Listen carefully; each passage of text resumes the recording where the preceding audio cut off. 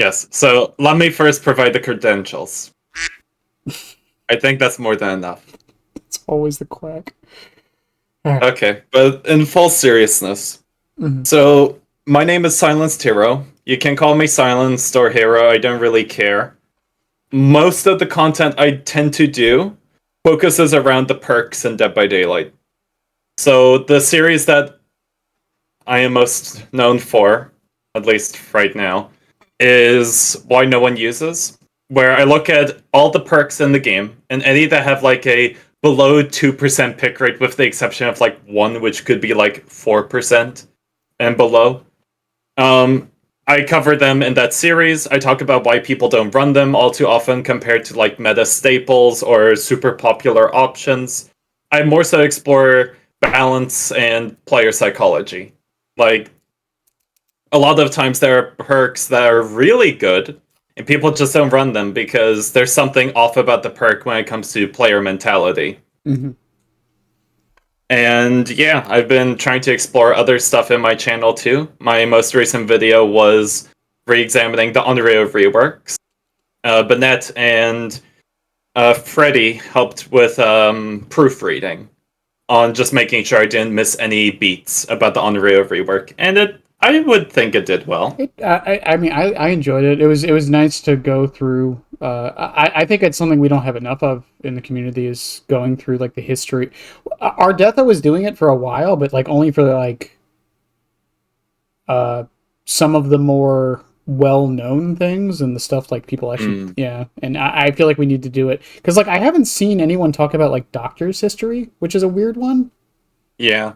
Like, Doctor is a really interesting rework because they went from zero to hero, and lately it looks like Behavior are trying to fiddle with him a little more and Hmm. try and bring him up, which is nice because he was a little bit middling, but they're being very cautious about it, which I do like Yeah. because Doctor is a killer who can be very make or break if you go all too overboard. Hmm. And they're doing something. Like, They're doing something similar with Clown too. Because mm, Clown, I mean, back when Clown first released, he was god awful, and now I would argue he's one of the best M1 killers in the game. yeah, like I like when they tend to be a bit more slow at balance rather than whipping out the shotgun. They tend to save that one for some characters. What's the opposite of the shotgun? What is it when they like over buff a killer like out of nowhere? What would we call Uh, that? they give them the holy feast. Holy feast. Like, it's a table that is it is the reverse of IKEA. It's not a super tiny table. It's super long, super wide, and it's just full of McDonald's food. And it's like the best tasting McDonald's ever. Like, it won't give you stomach trouble. It's just tasting good. But so we didn't really do an intro, but Hero did just introduce themselves. But hello everyone, welcome to the Whisper in the Fog, the Whispers in the Fog podcast, which is an offshoot of the Killer Main podcast. Because branding, I guess. Yes. Today, the reason why Hero is here is we are talking about perk design, and I thought it would be interesting for us to go through a few perks that we think are badly designed. Now, I want to preface the phrase badly designed before we get into this because I feel like that phrase is often misconstrued in what it means. Badly designed does not mean a perk is not strong. It does not mean a perk is good. Badly designed means that the perk is inherently, how do I conflate this? Well, or like worst designed perk is a bit of a weird one because a lot of people tend to just use it like a hot topic term where it's Mm-hmm. just like, oh, this is a bad thing or this is like the worst thing to exist. Mm-hmm. But there are a ton of different things that you could use to describe what is a bad or a worse perk. So, for example, we could talk about balance. Like, I'm trying to think of a good example. Hold on, let me look. Um, Well, because I mean, like like balance, dominance. Dominance is a good example. mm-hmm. Dominance, in my opinion, was a really lovely perk. The problem was that its numbers were really low, Mm-hmm. but a lot of people rarely used it, and some people might even consider it a bad perk. But it's not really bad, it's just more so the numbers are problematic. Then Right. there's also the philosophy of, oh, the perk philosophy is just really poor. Like, Right. a good example I know that you like to use is Knockout. Mm-hmm. And in that case, yes, you could make an argument that Knockout is a bad perk. But it's not because of balance, it's because of perk design. Yeah. So there's a variety of different interpretations that you could use where it's just like, oh, this is just a bad perk. And that's why I didn't say to you when I wanted us to do this project a strict definition of what we consider the worst perks in DBD. I more so wanted us to just Right. create in our own headspace what, in our personal opinions, are the worst perks in the game. Well, and we just play around with that. Yeah, because I think like if I sit here and try to give a definition on what I think a badly designed perk is, I will definitely contradict myself, and I think that that's just inherent to the conversation and the way trying to explain this stuff goes. Because I've said it in the past before, like I hate Pinhead, right? This is more of a killer thing, but I hate playing against Pinhead. But I think Pinhead is one of, if not the best design killers in the game. Yeah, no, like I agree. Like there are some killers that also have this problem. Oh, excuse me. So Xenomorph. I know a lot of people main Xenomorph, but every single time I see him, I just want to fall asleep and die. Like I don't like Xenomorph. I don't like the turrets. I don't like anything about that abomination. But I don't DC or quit. I just play through. I'm like, you know what? I want to try and learn how to get through this. And I've tried Xenomorph. I've played them. But they just don't click in my brain. It's not Nemi levels of enjoyment. I mean, it's. I think we're seeing that a lot with. This will date this a bit, but we're seeing that a lot with the Houndmaster's release. And I even said it in my video, like going over the PTP. I enjoy the idea of Houndmaster. I think the design is fine. I think she just needs some number tweaks, and I think she'll be okay. I don't think they need to change her core design. I think she's okay in that sense. I don't enjoy playing her though. It's the first killer in a very long time like that, and I feel like a lot of people can't admit that for some characters and some perks in the game. And it's very strange. I've said this before with Oni. I think Oni is very well designed, even though a lot of people hate Oni. I think Hillbilly, as much as I think he needs some number tweaks, again, that's the thing. If a killer or a perk needs number tweaks, I don't think it's necessarily badly designed. To me, a badly designed perk or killer or whatever is something that its inherent idea, its activation, what it does, the conditions, to me, that is what makes something badly designed. Whether it's too easy, too hard, too situational. Because I think some perks, and you'll see this when I get into my list, I think some perks having like very specific conditions is fine if the effect is worth it. And personally, and I've made this very clear in a lot of these podcasts when I've talked to killer players about like teachables, I think more perks need to have more conditions. I'm not a big fan of perks that are just always good no matter the game. And that's just a me thing. I feel like we'll get into this with the list. And speaking of, I'm gonna let you start off with your first perk that you picked. Alrighty. If you want to do killer side or survivor side first, I don't care. It's up to you. Okay.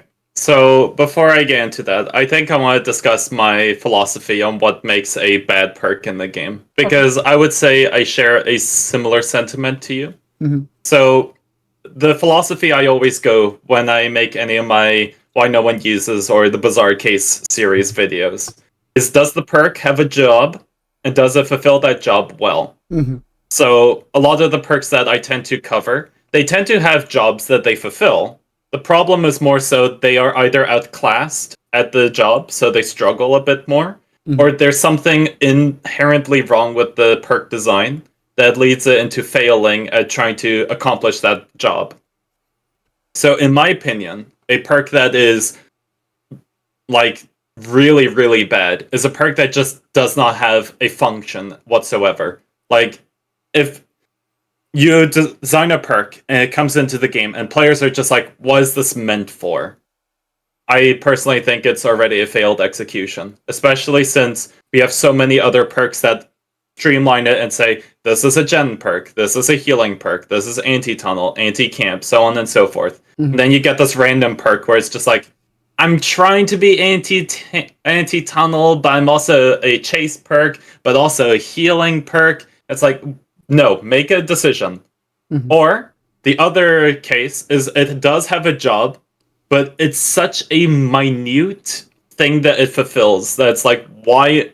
What is your purpose? Why even bother? Right. So let's get into a good example of this. I'll start with killers. Okay. So Beast of Prey. Is that on my list? Hang on, let me check. No, it is on my list. Yep, Beast of Prey is on that list. Yep.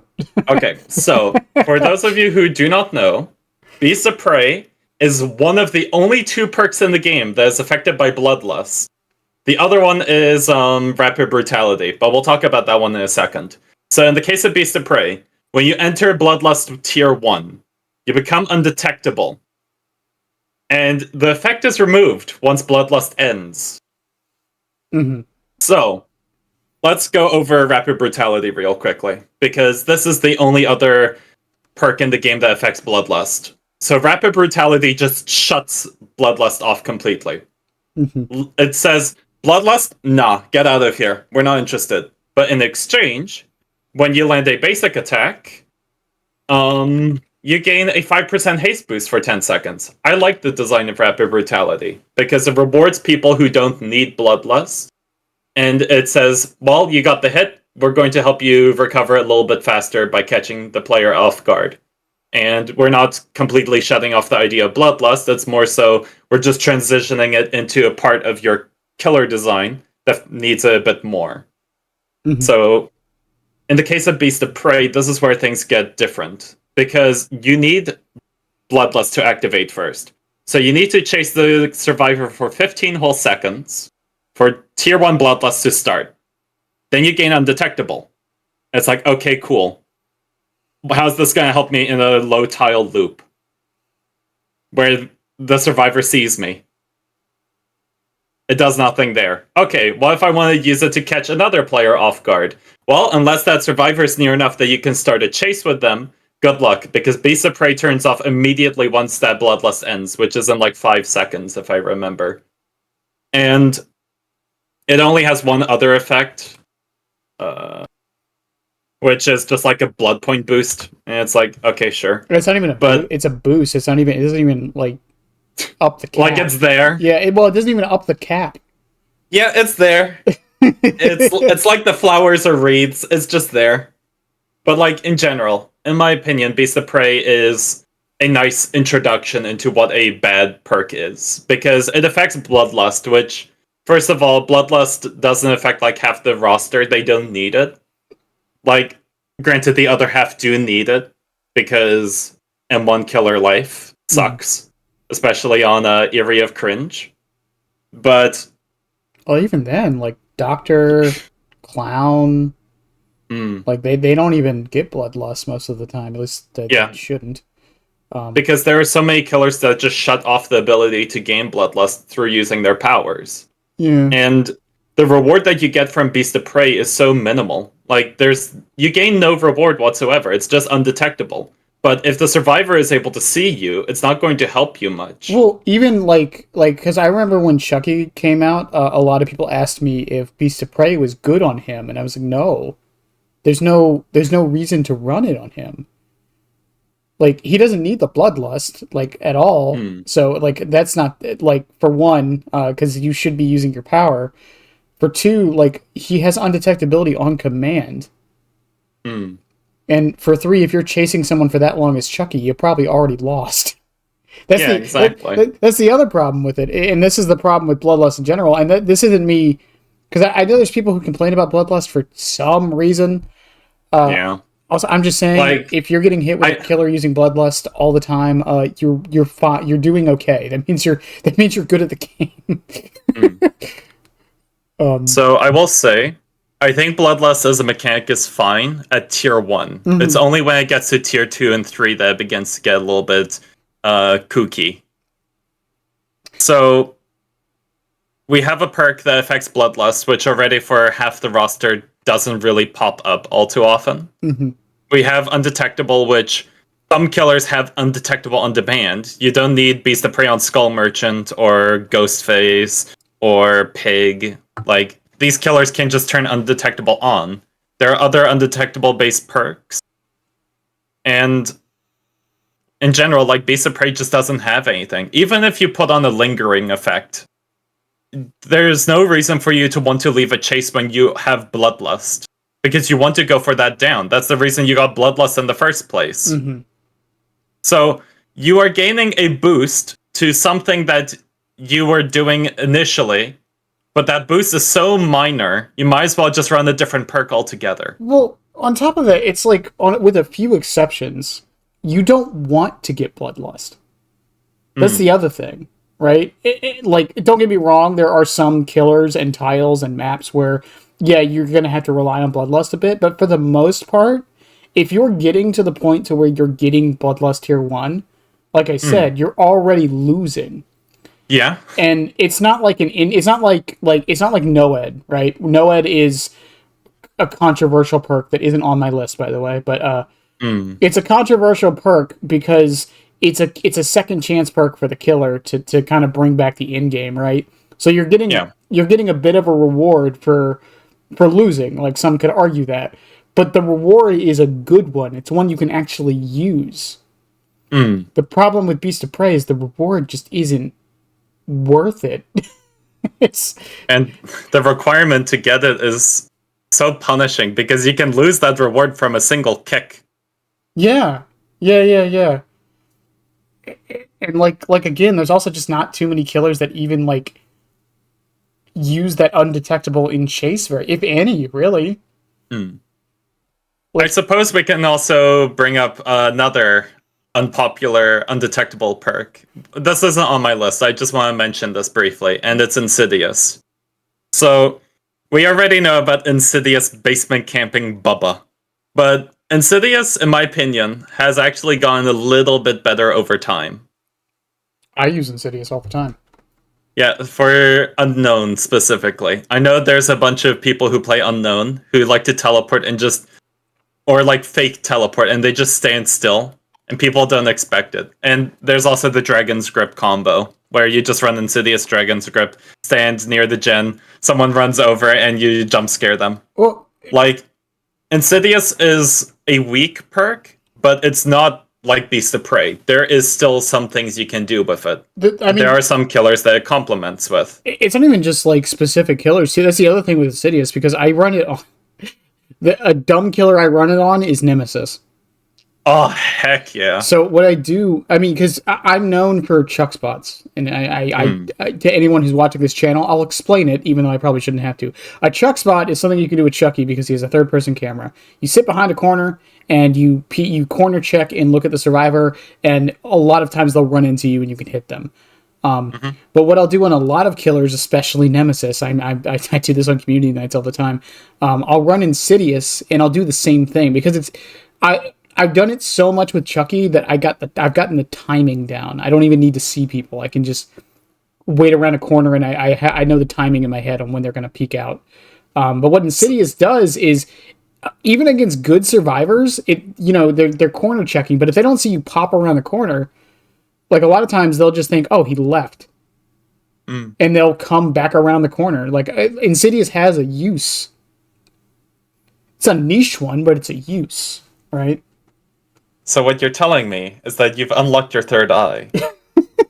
Well, even on Unknown, like people use it to like pretend to be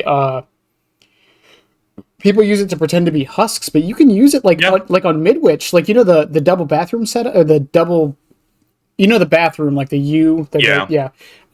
If someone goes in there and you like go around the corner and don't go in the bathroom and just stand there and let Insidious pop, 9 times out of 10 they will come out. Yeah. Like Insidious, again, it has a use. It's very niche, but when it works, it works. Beast of Prey, on the other hand, when it works, it doesn't even really do anything. And when it does work, you're losing. Exactly. It's just... And like number, it again, like I said to my criteria, number changes won't help it. Mm. It would have to be completely redesigned. It would have to have a different effect. And even then, like I don't know what they could give it that would make it like fine because it's tied to it's tied to something already that is kind of badly designed. As much as I think Bloodlust is like required, oh, not required, but I think it's a necessary evil. It's still a badly designed mechanic when you really think about it, right? It's a catch up mechanic to help weaker killers. Yeah, no, like I agree. Like in general, Beast of Prey is just a really tricky perk, and I've thought of ways to rework it, but it all just ends up feeling like it's copycatting off of other stuff. One idea I thought of, oh, maybe we should mimic the idea of what the description says, so make it so you lose connection with the entity, so undetectable. When you start a chase on someone, I'm like, wait, isn't that just Dark Devotion? Like, yeah. Maybe it swaps up sessions, but then at that point, isn't it just Game of Foot? Like, Beast of Prey is a very tricky perk to rework because it's geared around. Sorry, I just hear like cars in the background. But like, back to what I was thinking. Beast of Prey is a perk that's tied to Bloodlust, but I do not like when there's perks tied to very niche situations in the game, like bloodlusting. Mm-hmm. Like, the only perk that I think it's fine on is Rapid Brutality, because it just says, oh, we just turn Bloodlust off.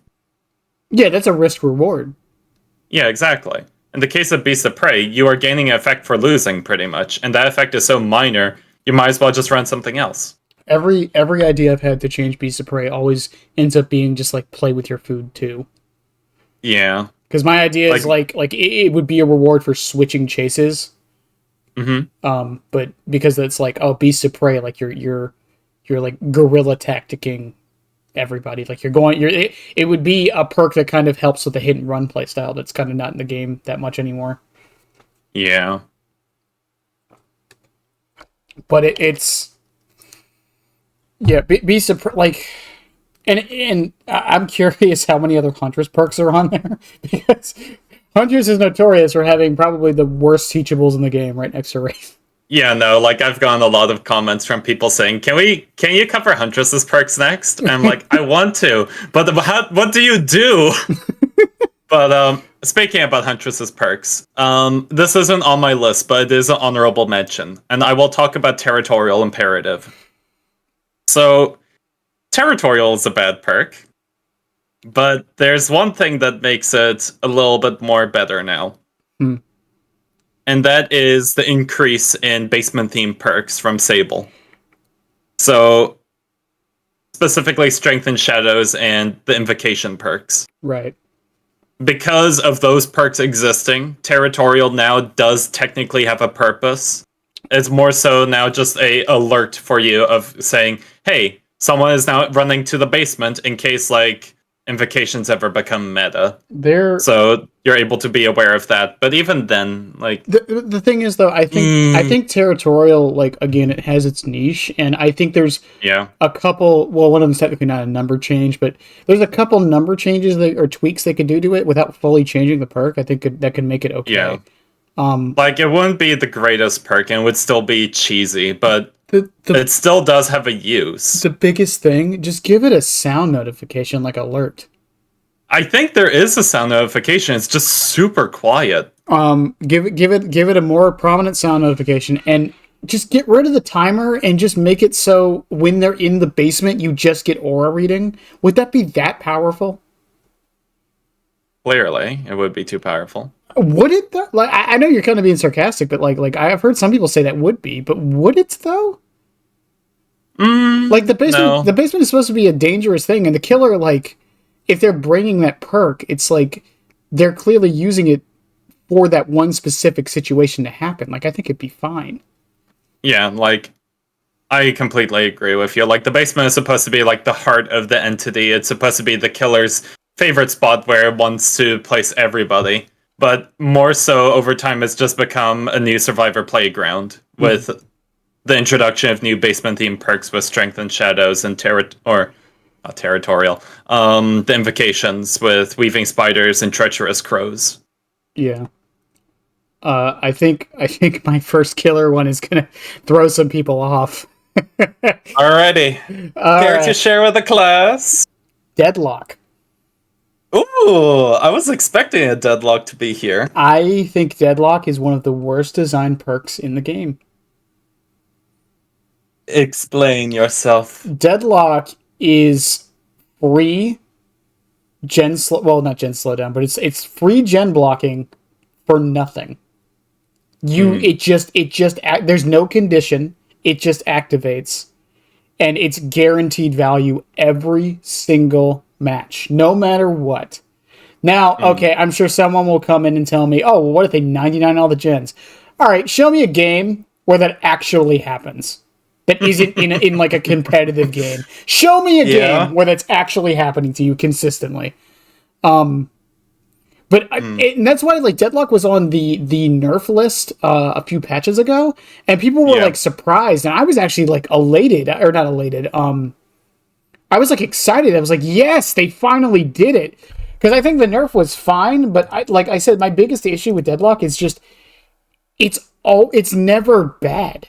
And I've said this so many times with perks. I hate perks like that. I hate perks that are consistently always good no matter what. And on the killer side, there's actually not too many perks like that, but Deadlock is one of them. Because even something like people could say the same argument for Corrupt Intervention. The thing with Corrupt is, one, if you get a fast down, even though Perk disables now. Yeah, perk disables now. And that's not saying Corrupt is bad for that. I think it's fine to have that condition, actually. Like, I agree, it's fine. But you're also relying on RNG, because sometimes, I run Corrupt all the time. Sometimes the three farthest gens are like on opposite corners of the map for some reason. So it didn't even do its actual job of like spreading people out, right? But like Deadlock is just, it's so... like I said, I feel like it needs a condition of some kind. If at the very least it was like, if you at least hook a survivor or down a survivor before a generator pops, then it activates. I just think it's too good is the wrong thing, because I don't think it's very strong either. I just think the fact that it has no condition, it just goes off on its own, makes it badly designed, in my opinion. And it's probably a hot take. I'm sure it is. I don't think anyone's out here complaining. And I'm not even complaining about Deadlock. I don't think it's like oppressive or anything. I just think the inherent design of it just doing its thing, just for existing, and you just putting it on, is just bad.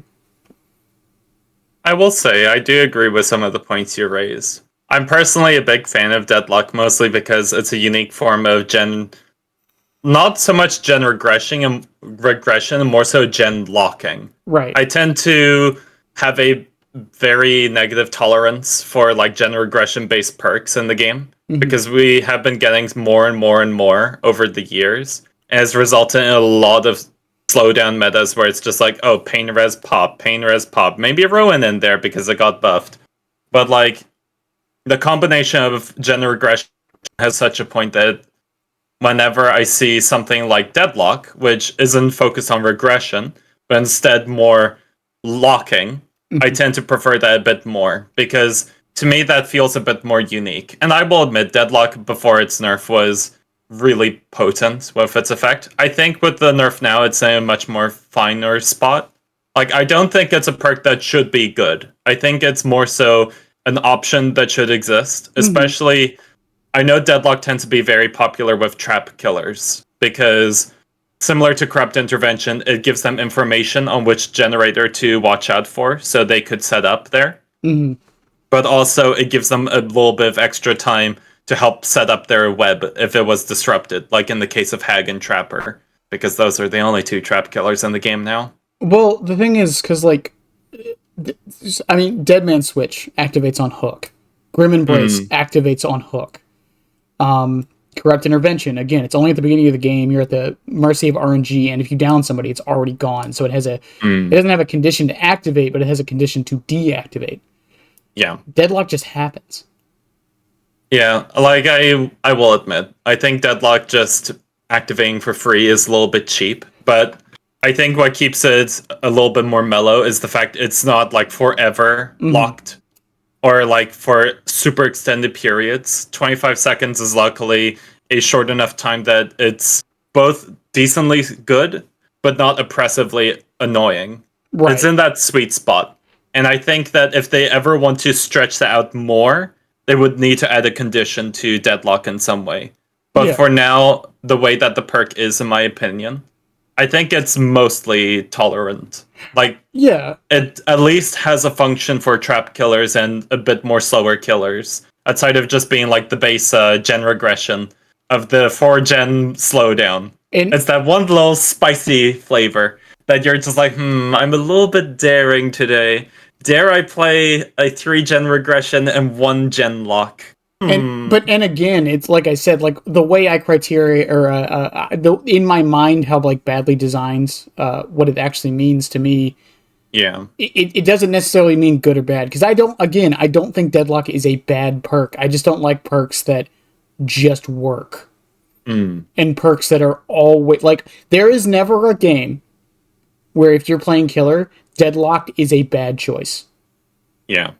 Like there's never a match. Now that doesn't mean everyone's bringing it every match, but again, it's like because like with pop and pain res, like people can complain about them all they want, but at the end of the day, pain res you're at the mercy of RNG. You only get 4 uses, and at the end of the day, as I've mentioned many times, pain res is basically just giving you the time back it takes to hook, so it's really not even that bad. And then pop. Like, you have to down somebody, hook somebody, go to the gen. Run over to the gen. Yeah. And then use it. So, like, there's conditions in place. With Deadlock, it's, okay, I have the perk equipped, it works.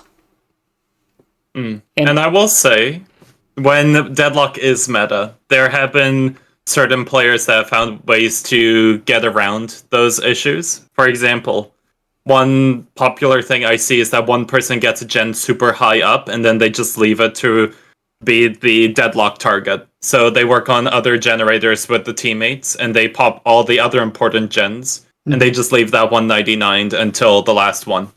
Right, but again, like I said with the example of like you 99 2 gens, it's like okay, but how often is that actually happening in a game? Yeah, no, I agree. That one is a bit more of like a more so smart or comp player strategy, similar to wave attunement and players not realizing, just pick up the item and put it in the corner of the map. Yeah, I think that's more a player psychology thing than anything with that. Yeah. Wave, though. I think it's like, I brought this item, I want to use this item, I can't use this item. Yeah. But yeah, like that's my basic argument for Deadlock, and I'm going to have a similar one on the Survivor side when we get over to that, that people aren't going to like either, I'm sure. But what's... No worries. Like, I think I have a similar one for the Survivor perks, too. So what's your what's your next your next killer one? Okay, my next killer one is actually a fairly recent one that was added to the game. So recently, Behavior had been on a very good streak. In my personal opinion, they haven't not released like really, really bad perks. They can release a few which are a little bit goofy when it comes to strength. But in my opinion, I think that they release a lot that are more so like some are really strong, some are more gimmick based, so it's fine. But there's one perk in that batch, which in my personal opinion is just really, really poorly made, and that is Undone. Yes, that's a skill check one, right? Yes. So when I read the perk the first time, I thought to myself, okay, this is a perk designed for Mr. Herman Carter. This is for the funny, impossible skill check builds. But then I thought to myself, what perk would you replace an impossible skill check build for Undone? Because, just remind me real quick, what do you run an impossible skill check doctor build? Huntress Lullaby, Unnerving Presence, trying to remember the other two. I don't run it often enough. I don't know what the other two are. I remember Merciless tends to be popular. Merciless and not agitation. Distressing? Distressing, yeah, to increase your terror radius. Okay, so let's say this is the Chlorophobia. Corlo, yeah, but this one's more like healing based. I'm more so thinking of like the typical, Yeah. like, gen impossible skill checks. Mhm. Okay, there we go. I'm just selecting all 4 of the perks, so that way I have a visual on my screen. So we have the typical impossible skill check build on Doctor. We have Distressing, Merciless Storm, Unnerving Presence, and Huntress's Lullaby. So let's say, okay, I want to replace one of these perks for, like, gen pressure. Okay, we can replace, like, Distressing, I suppose, with Overcharge, since Doctor does have Terror Radius-based add-ons. But what about Undone? Well, Huntress's Lullaby can be broken instantly, meaning you are only relying on Unnerving Presence. Okay. So, just get rid of Huntress's Lullaby then. But then we have Distressing, Merciless Storm, Unnerving Presence, and Undone, or you could replace, like, Distressing for Overcharge or Undone.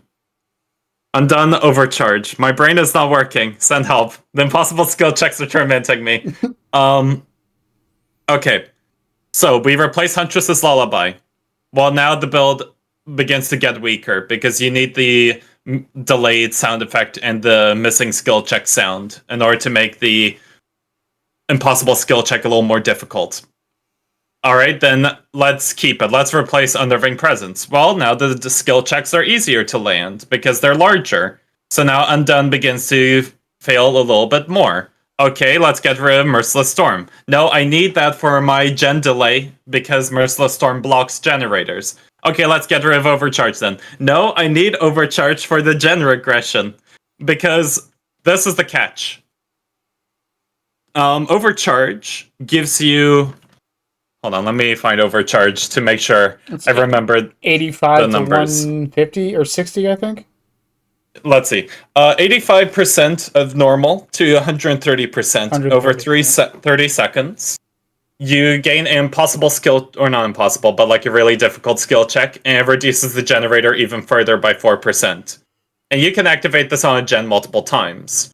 In the case of Undone, we have a perk that needs you to gain missed skill checks in order to build up. And the idea of it, I will admit, it's cute. You're supposed to like build up the stacks that you gain from missed skill checks, build it up, and then you just apply a massive burst to the gen. Right. But the regression is blocked for a certain amount of time up to the tokens that you have. The perk goes on a cooldown after activating. So if you didn't get any missed skill checks during that time, because don't forget, skill checks are also RNG.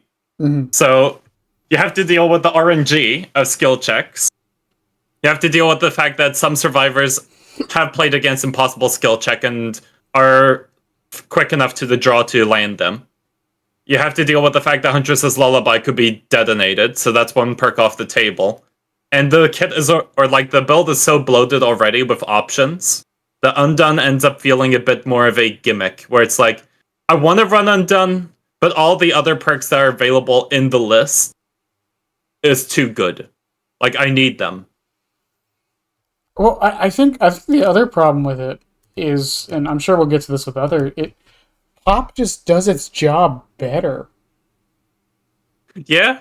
And like and also this is something I don't think any of my perks actually have this condition, but much like Beast of Prey, it's the Beast of Prey. You're basically getting rewarded for losing. For Undone, you're relying on the survivors to mess up.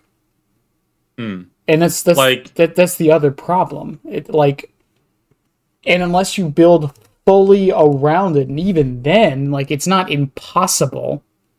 Yeah. Like, the best way to describe Undone, there's a term in Yu-Gi-Oh! It's called a win more card. Yeah. So this is like a card that's designed that it's really bloated and it has a good effect. But the problem is, this is an effect that will work only when you are already winning. Right. If all the survivors are missing skill checks, they aren't getting any progress on the generators. You're applying pressure. And Undone is rewarding you for the fact that you got a bunch of survivors who have their monitors turned off. You're just winning more at that point with Undone. But the other perks that are designed for impossible skill check are more so there to help you keep that gimmick going. Mm-hmm. Undone is just, oh, I exist to help make the build win more when you're up against survivors who have no idea what a skill check even is, aka Michaela and Sable players. Well, because I mean, behaviors come out and said that when they design perks for killers and survivors, one perk is supposed to be for good players, one perk is supposed to be for newer bad players, and one perk is supposed to be for fun. And the thing with Unknown's perks, I still don't know which one is for fun and which one is for new players. I don't know if Undone is supposed to be the for fun or for new player one. Honestly, I agree, because there's Unbound, and it's like, who is this for? Yeah, is Unbound for new players, or is that for funny? For funny. Yeah, exactly. And I don't know. Like, I'm confident in saying that Unforeseen is supposed to be the veteran player one. Yeah, no, I agree with Unforeseen being the veterans. But even that one, like, I could see the argument that it's actually for newer players. I could also see the argument for it being the funny one too. Yeah, like Trail of Torment. Unknown's perks kind of like get rid of that idea from behavior, like that design philosophy they said. Because even like Houndmaster's perks, like we got Thunder Thighs, Jagged Compass, and Cut Quarter. Yeah, Merciless Storm for healing. Self-care healing, don't forget. Oh yeah, self-care. Oh my god, I didn't know that when I read it, because I guess I read it wrong. And while we're at it, I guess we could talk about Cut Quarter along with Undone. Mm-hmm. The difference between Cut Quarter and Undone is the fact that Cut Quarter actually has a fit for the impossible skill check build. It's for the healing aspect for impossible skill checks. One, that part of impossible skill checks is very niche, so having a new perk to play with there is nice. There are regions that prefer altruistic builds, such as Japan, because Japan is very self-care reliant. But I suspect that Cut Quarter will actually become a bit of a tier 0 perk that's just run every once in a blue moon. And when it is, people are just going to absolutely lose it because it just comes out of nowhere. Well, I didn't even, like, when I was using Cut Quarter on PTB, I didn't even see it go off once. And the reason for that is because it's only self-healing. I didn't even know that. Yeah. But the thing is, so when Cut Quarter goes off, like, if they miss that skill check, they're broken for 30 seconds. Yeah, there's a reward. There's an immediate reward. It's an instant reward. Yeah, with Undone, it's like you're building up, and it's not even a good build-up. It's not like Stabiffle, where, like, Stabiffle, like, you're building up to this effect. And Stabiffle's a whole other topic. I still think it's one of the best design perks in the game. That's just me. I just think people use it in a way that makes it better. No, I agree. But like, you're building up to this effect that actually gets, like, really good use. But with Undone, it's like you're building up to this effect that doesn't even get much use. The max is 30 seconds. And on top of that, it kind of, like, bites itself in the ass a bit, for lack of a better word, because you do the instant regression of the 30%. Is it current or total? Hold on, let me go and take a look. Total progress then becomes blocked. Okay, so in theory, it could be better than Pop if you ever get to that 30%. Yeah. But the problem is you need survivors to miss skill checks. But skill checks are random for survivors. So you don't know how many times you're going to get it per game. You need the survivor to miss the skill check, meaning reliably the only spot it can be run is impossible skill check builds, because most survivors in higher MMR brackets tend to have their monitors turned on, except in the case of Leon players, because they're too afraid. Again though, like when I say it bites itself in the ass too, is because so you kick the gen, it gets that 30% off, and then it's blocked. It's blocked. It's not regressing. So, like, unlike Pop, where let's say you kick a gen, like, yeah, in theory, like, you're only getting that 20% plus the 5 from the initial kick. Actually, is Pop 20 now? They keep changing it. I always forget. Let me take a look. I am on Dead by Daylight right now. It's 20 current right now. It's 20, yeah. So you get that 20% plus the 5% from the initial kick. and it keeps regressing. And yes, that base regression isn't that much, and many people would say that like that could probably go up. But that's a whole other conversation. But the point is, it gets... Or you could run Call of Brine. Yeah, or you can run Call of Brine or Overcharge or like all of these other things to kind of like help alleviate that a bit and get more regression from it. With Unbound, even if you get to that 30, it's a flat 30 and then it's blocked for 30 seconds. And Actually, it's Undone. Oh, I'm sorry, Undone. Jesus Christ. But no, I don't blame you. Unknown's perks in general are just an enigma. I think whoever designed the perks for Unknown was sniffing something. They're like, the character's name is Unknown? No one will know what the perks designs are for? It's genius! It's really cool, though, that I can go into the search bar and just type Un, and all of them come up. Yeah, just all 5 perks. It's great. But like, the thing is, like... Because, like, even Unforeseen, like, for Unknown, it's like... Unforeseen, like, and there's arguments for this, but a lot of people do vehemently believe that it basically overshadows Trail of Torment. I disagree. I think they both have different functions, and I think Unforeseen's function is more useful. Like, Rope, if I can say something, sorry, Bennett. Yeah, go ahead. I was watching Rauby's video on the Jerk's Guide to Unknown, and he put it the best way. Trail of Torment's job is to pull players in. Yeah, Unforeseen's job is to push players away. Yeah. One's a trap, one's a tool, is the way I put it. I would say Trail is more like a lure, and the other one is just like a loud sound alarm saying, no, don't come here. Danger, danger, danger. And there's also, like, some killers, like I've said, like, Chucky makes really good use out of Unforeseen because the terror radius covers up his laugh. Yeah, Myers, I know, tends to love running Unforeseen recently. Yeah, but there's some killers, like Pyramid Head loves Trail of Torment. Loves it. He adores it. Some of the more quiet killers love Trail of Torment.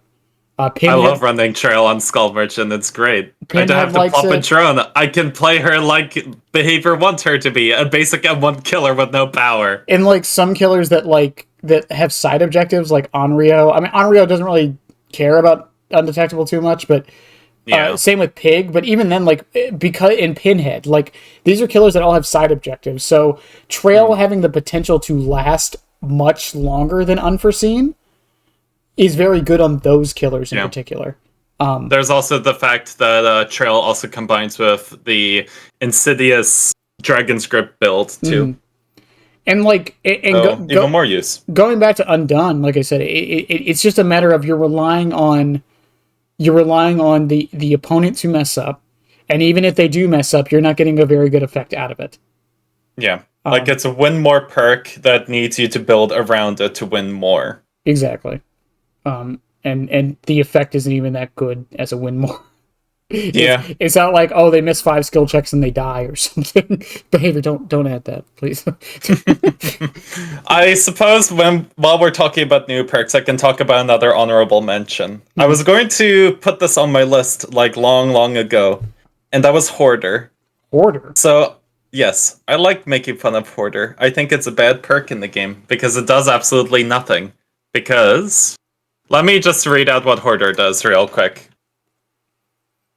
So, Hoarder makes it so survivors reveal their location with, like, the bubble notification if they interact with a chest or an item in 64 meters. And then you also spawn 2 more chests in the environment. Right. When Hoarder came out, it was bugged. We're going all the way back there. It was bugged. The perk just spawned extra chests and didn't alert you. Then they fixed the bug. But there was a unique interaction with Hoarder that made it used as a niche pick for very, very few killers. Pinhead. Can you take a wild swing at what killers like to use Hoarder as a gimmick option? Pinhead, Wesker, and Nemesis. Because Hoarder activated on any item you picked up initially. Right. So, if you picked up the Lyman configuration, the first aid spray, the syringe, any of those items, outside of, like, Sadako's tape, but in the case of Sadako's tape, it was an enigma, much like the character. But then end transmission happened. And I made a discussion about this when I reviewed end transmission as a chapter. I personally believe that behavior were worried when Singularity's EMPs were created. They were worried that the comp scene would have one player just sitting on the EMP box, mass farming it like an Amazon worker, and just dropping all the EMPs on the floor for survivors to pick up and disrupt. So they were like, okay, to stop that, let's make the EMP self-destruct if it drops on the floor. I see so many survivors drop the EMP to use an item, and then the EMP detonates, and they just look there and they're like, huh? Why? Why did you do that? But then, another concern was raised. Franklin's demise would become the best perk on Singularity, because all you need to do is whack the guy with the EMP, they drop the EMP, and the EMP detonates. So, I suspect during that time, because it was during the in-transmission patch that this happened, they split the items in two. There are survival items, which is everything you can fetch from a chest, from like medkits, toolboxes, maps, even like the flash, or like the firecrackers.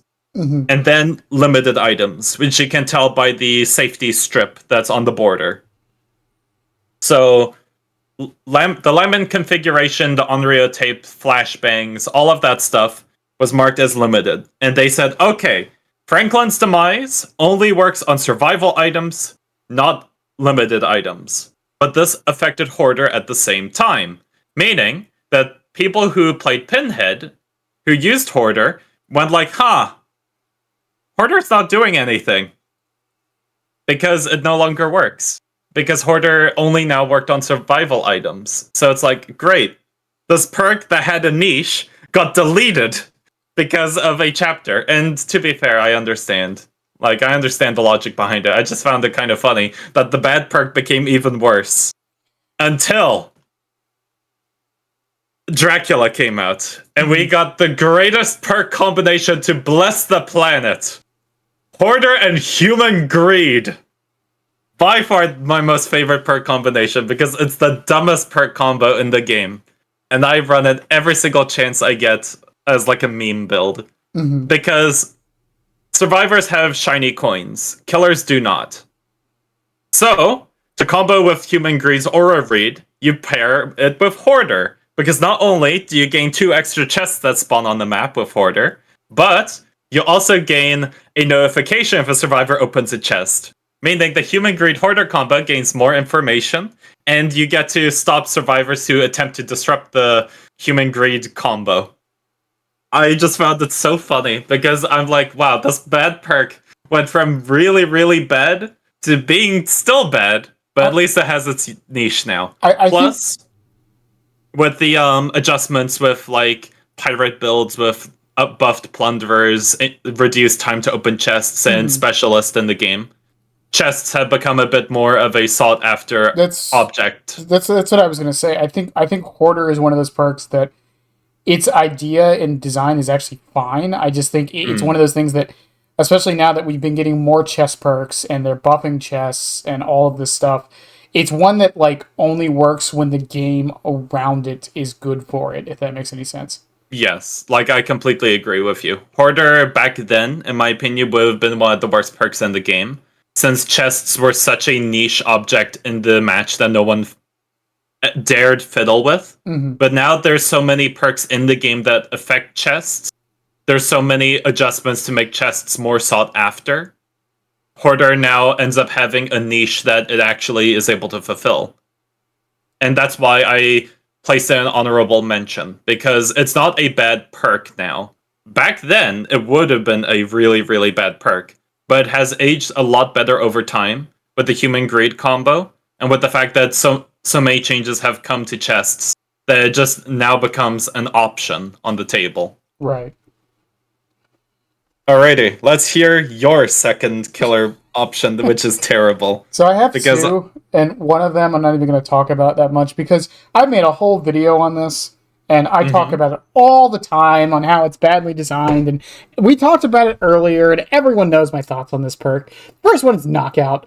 I'm not even. Oh, heck yeah. I'm not even gonna get it. We're not even gonna talk about this because I could talk about this one for hours. Yeah, Knockout. like I've heard the arguments Yeah, a couple of times. All I'm going to say, Knockout is a badly designed perk, and all it needs to change is make the aura read time-based instead of a distance-based. Hell, I learned the other day, did you know this, by the way? Did you know that open-handed works on Knockout? I actually didn't know that, but my brain would have suspected, since it does increase, like, the aura reveal of everything on the map. Yeah, well, because... So I was thinking, if it affects survivors, considering behavior's logic, it affects killer perks too. Well, no, it doesn't affect killer perks. The reason it affects Knockout is because the aura read block is on the survivor. That's why. But yeah, I learned that the other day. Rev told me that one.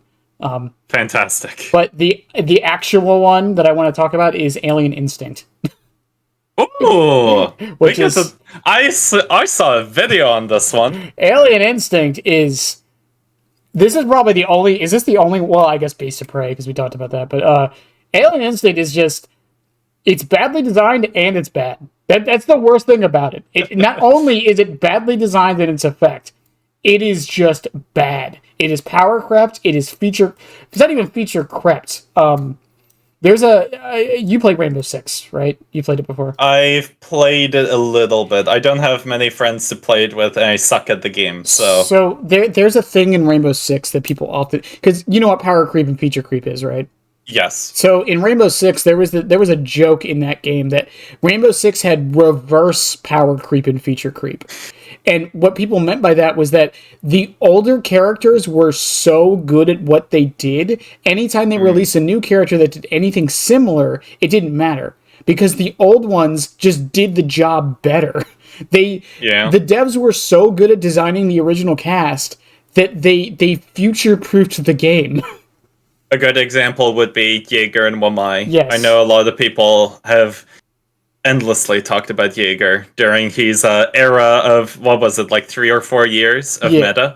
Pretty much. And the way they got around that was they didn't... Pick rate. Yeah, and the way they got around that was instead of like nerfing the gadget or whatever, they made him worse. Yeah. They made him slower, they nerfed the gun, and then finally they realized, oh, it's the gadget that's the problem. Who would have suspected? Because all that they did by nerfing him and not his gadget was that people still had to play him. Now they just hated doing it. Because if I remember, wasn't it a utility meta back then? Yes. So all the attackers just spammed like grenades? Yeah. And I feel like in the case of Jaeger, it wasn't just nerfs, it was also characters that ended up coming out that had a lot more interesting stuff. Like, we had Wamai, then Aruni with the the Aruni gates. So I think one more, Castle, technically. Yeah, so what ended up happening with Jaeger, and I know we're talking about Rainbow Six, welcome to the podcast. So what ended up happening with Jaeger was they eventually his ADSs would, or the trophy systems as people know them in Call of Duty, it would shoot 3 objects, but it also had a recharge time. Or not a recharge time, I'm sorry. It didn't have a recharge time, but he had 3 of these. So he could stop 9 throwables on his own. Wamai had 5 that he would progress. He didn't even start off with all 5, by the way. He would start off with 2, and he would slowly get them as the match went on. Yeah, similar to Legion. And the way the argument for Wamai was, well, he can hide them, and he can also like throw them behind the enemy, so they like throw stuff at themselves, even though that's not a very common thing. Yeah, like a lot of better placements of the magnet discs or the frisbee. But again, the thing was that Jaeger would destroy 9 things. He could set them all up during the prep phase, and Wamai had to wait it out before he could do it. And arguably, Jaeger had a gun everyone was already good with. Yeah. So it didn't matter what they did. It was already. And then anytime they released a new character, every new character kept coming with projectiles. So Jaeger would just inherently get better as time went on until they eventually nerfed it. But again, my point with that is that Alien Instinct is just a worse version of barbecue and chili that is trying to be better. And I say trying to be better, and what I mean by that is they added the obliviousness to it. And that was like their thing of, oh, well, it's worse than BBQ, but you get oblivious. But there's something extra, which will disappear when you finally get to that survivor. Exactly. If they are injured. And like, there's only a few killers that could even use the oblivious effect because it only lasts for 20 seconds. On top of that, they have to be injured, which isn't like an uncommon thing, but it's not as common as you would think. Unless you're playing very specific killers. Realistically, when I saw a video that someone made where they said that Alien Instinct was the worst perk in the game. And I disagreed. I think there's one perk that is in my list the worst, the absolute worst. I don't think it's the worst. But in the case of Alien Instinct, it's a bad perk. Like, I'm not denying it. Like, I would have put it in my list, but then I went like, nah. Let's go for the more funny ones. Let's leave Alien Instinct alone. I'll leave Bennett to bully that one. Well, but yeah, no, like, there are some killers that can technically use it. Like, Legion and Plague are good examples, considering they're just able to absolutely annihilate health bars, specifically keep everyone injured on the floor. Or not on the floor, but, like, they keep injuries on the board a lot easier than any other killer. So technically you could run it on Alien and Legion, but even then, in that case, they have other options. But the thing is, like, the killers that it would be decent on don't even need it. Exactly. Like they're better tools. Like people have brought up, well, what about Hillbilly? Hillbilly can make use out of it. Yeah, but Hillbilly is an instant down. Yeah. He doesn't care if you're injured. So he's not even getting the most use. Why not just use barbecue? Oh, what about Spirit? Well, Spirit doesn't see auras when in phase. And the nail in the coffin for Alien Instinct was a better idea for it. Came out the very next chapter. Hold on, I need to see this one. I forgot what chapter came after Alien. Chucky came out after it. Yeah. Oh, right! Friends to the end. It's just you're right. Like, that's the thing. Like, Friends to the End shows that the idea of what Alien Instinct was trying to do, which was like be a less effective but like more niche version of barbecue and chili. They did that with Friends to the End. Like, I will say, I think what happened was that they were playing with the idea and they created it. But the problem was they were playing so much Xenomorph and clearly having so much fun that they designed it only for Xenomorph. And then they went like, oh, wait a minute. It doesn't work on anyone else. That's the worst thing about Alien Instinct's design, in my opinion, is not only did it get future creeped by barbecue and chili, it got feature creeped by another perk the very next chapter. How does that happen? We love behavior. They both make us cry and make us smile, all at the exact same time. The easiest thing that they like, all they need to do to Alien Instinct, in my opinion, to make it okay and not a bad perk and one that wouldn't be feature creeped, get rid of the injured condition. Honestly, I would be fine with that. Just make it. So when you hook somebody, the farthest survivor's aura is revealed for like 10 seconds, and they're oblivious for 20 seconds. Just get rid of the injured, and I think it would be fine. It wouldn't be meta. It wouldn't be perfect. And like, you could argue, well, you can combine it with Friends to the End. Friends to the End only works on the obsession, so I actually don't think that would be a good idea. And at that point, just run barbecue and chili if you really want that much aura reading. Because the exposed effect on Friends to the End is kind of just there on most killers that use it. Because like Hillbilly uses it sometimes, and it's like, well, he's got an insta-down.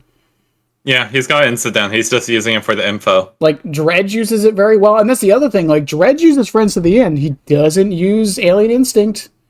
I wonder why. Yeah, because you can't keep people injured as a Dredge. You need to go after one target most of the time. That's the thing. Most of the killers that could make good use out of Alien Instinct can't keep people injured, or they don't care. Yeah. That's the sad thing with it. It's like, just it's such a bad perk. And like, what are Alien's other two perks? Rapid Brutality and Ultimate Weapon. Yeah, both perks are fine. I think both of those perks are okay. I know Ultimate Weapon had like its time in the spotlight, and It had its time in the sunlight, but now it's been it's hidden fine. away in the depths. No, it's now okay, I think but it's fine. not. Yeah. It's no longer the calm spirit meta that we were in. Yeah, I will. But like, I think like Ultimate Weapon is fine now. You know, like it has its purpose. It does its job. Yeah. It's an actually decent tracking perk. It's great with slugging, actually. And what was the other one? Rapid Brutality. I mean, we talked about Rapid Brutality a little bit ago with Beast of Prey. I think Rapid's great. It's a risk-reward perk that that some killers make very good use out of. Yeah. Not every killer makes good use out of it and all this stuff. Like it's good. Alien Instinct, no killer makes good use out of it. The ones that do don't care, and it's been power crept on both ends. Okay. I'm busy looking at the perk, and I'm remembering one thing about it, just looking at it, because I've seen this jump scare from like Alien everywhere when it comes to like Twitter or stuff. So I've talked about this before a lot I've talked about it briefly in some of my videos, and that's the concept of a thematic perk. Right. So thematic perks are, in my opinion, perks that are designed not to be good or to be bad. Instead, they are designed to match like the dramatic flair of the character it's representing. So a good example that I always bring up is Soul Survivor on Laurie Strode. In general, when you look at Laurie Strode's Soul Survivor, you realize, wow, this perk is absolutely terrible. Because it only helps you when your team is dead. For like a team-based game, the perk is not going to do much for you. But it's a perk designed for Laurie Strode. It's supposed to help help to make you feel the thematic of being the final girl from the movies. Mm-hmm. And we have like a ton of perks like Soul Survivor in the game. Lucky Star is another good example. Make Your Choice for Pig is a nice example of it too. Like, let me think. What is it? Let me use Chucky as a good example. Let me look at his perks real quick. Friends to the End 2 can play, and like batteries included. I feel like Friends Till the End is a really nice one when it comes to like them. Or no, we could even say like 2 can play. Because 2 can plays on its own balance. Because that's the trick about thematic perks. They're not good, they're not bad. They play on their own set of rules. It's kind of like Nurse. Where Nurse does not really follow the rules of Dead by Daylight, she's just there to have her own fun. Mm-hmm. In that sense, I feel like Alien Instinct could be defined as a thematic perk to relate to that one scene where the guy is in the ventilation system and they see the blips on the screen showing where the alien is coming from. And everyone sees it, except him. He does not see Alien anywhere until Xenomorph is on top of them. Mm-hmm. I feel like in that sense, Alien Instinct is designed to fit that thematic of that one movie scene, where that's what behavior wanted to approach. But even then, like, I think it kind of fails. Yeah. Because again, I like the idea. It's just not done well. I think it fails because of the injured part. Like I think the injured part is the problem. If it was just the oblivious and the injured requirement wasn't there, I would actually 100% agree with you. Even like not from a balance perspective, but just a thematic one. Yeah. And I get what they were going for. It's like, oh, you're going after the weakest member of the team. But like even the portrait of the perk, it's the exact same jump scare of when he sees Dallas. The guy in the vault. Yeah, it's Dallas. Or not vault, the vents. Yeah, it's Dallas in the vent, yeah. There's even a quote from Dallas on that perk. What quote could they use? All he says is, ah. Yellow lights for my eyes only. Oh. Okay. Fair enough.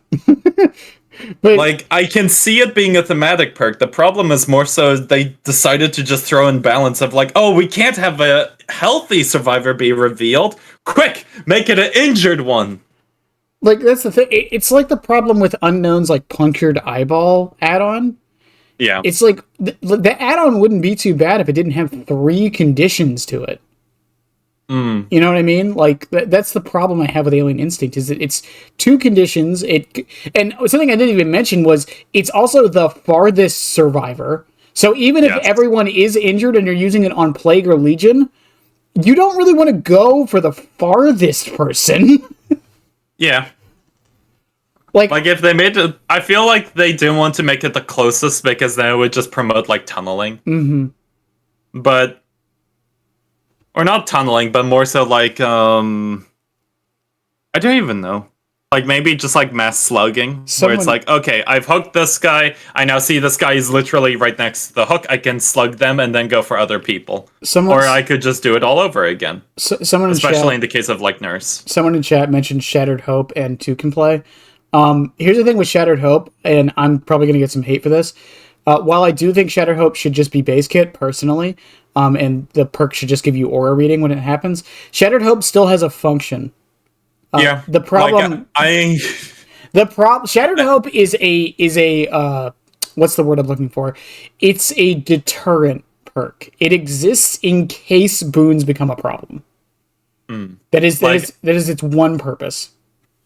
In Yu-Gi-Oh, there's a better term. It's called a counter trap. So we've seen like counter perks in Dead by Daylight before. Like in the case of Franklin's demise, if items become too popular, then Franklin's is there to correct, or just to help correct it a little bit. Mm-hmm. Or another example would be like, I'm trying to think.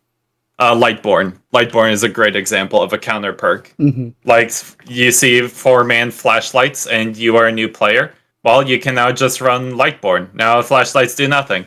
In that sense, it is a rather weird counter perk, because it's not just something that you can slap on in the middle of a lobby. Right. Where it's like, okay, I know that these 4 people are running flashlights, so I can run Lightborn. But in the case of Shattered Hope, you have to stress over the fact that, oh, I don't know if any of them are running boons. But it is still an option that's on the table, just in case. Yeah. And that's why, in my opinion, although it is a bad perk, it's not something I would classify as one of the worst perks. Yeah, and then like 2 can play... Because it does still have a function. Yeah, and 2 can play has a few things with it that actually make it decent. One, it's the only totem in the game that reactivates. Yes. I actually did not know that. When I played against it, I broke the totem, and then I got stunned, or I stunned the killer, and I got blinded. I'm like, oh, I broke it! And then I saw the totem again, I'm like, it relights! Yeah, it relights after 2 more stuns. That's why that's why whenever someone suggests make it 1 stun, I'm like, no, don't do that. No. Like, I understand the 2 stun now, if it's able to reignite itself. But yeah, so 2 can play is the only totem that can reignite. It is also it's also just a fun perk. And I think that's fine to be a perk. Like, I feel like the design of like a perk, if its whole design gimmick is like it's kind of just a fun thing, is fine. Because you'll notice with all the ones we mentioned, like none of them are like even like fun perks. Yeah, right. Like they're not gimmicky fun perks. They are perks that are designed with either a very niche situation it's trying to fulfill, or it has like such a weird thing it's trying to do where it's like, why? We have like 5 other perks that do it better. Why? Right. Why are you trying to prove? And then Alien Instinct, like I just went on my rant about, it's just bad. Just run barbecue or Friends to the End and you'll get the same virtual effect. And arguably Friends to the End is better than barbecue because it has a range requirement. And I mean, you don't need to see the whole team most of the time. So. Yeah. But I guess moving on, because you have one more killer perk, right? Yes. What is it? Okay, so before I talk about this one, I want to just briefly mention Overwhelming Presence. It's a bad perk. It does nothing. But it had a use back then, when like item metas were a bit more popular and there weren't a lot of options. At least then, it had a use of being, okay, I have a bunch of survivors that overuse items. I have something to help deplete it a little bit faster. Granted, we have a lot more options now with Franklin's, we have Attunement, other stuff. But this perk I'm going to talk about, in my opinion, is the worst perk for the killer side in the game. And it is Scourge Hook Hangman's Trick. Oh dear God. So, I'm going to pull up DBD Wiki real quick. So, before you get into this, I do want to say I saw some people saying that Hangman's might actually be good now because of Jagged Compass. It's not. Oh, I will talk about that one. It's not. It's not good even with Jagged Compass. It's just. I'm sure Hero will get into it. It's information you can't use at a time where you can't. Like, it only works when you're carrying.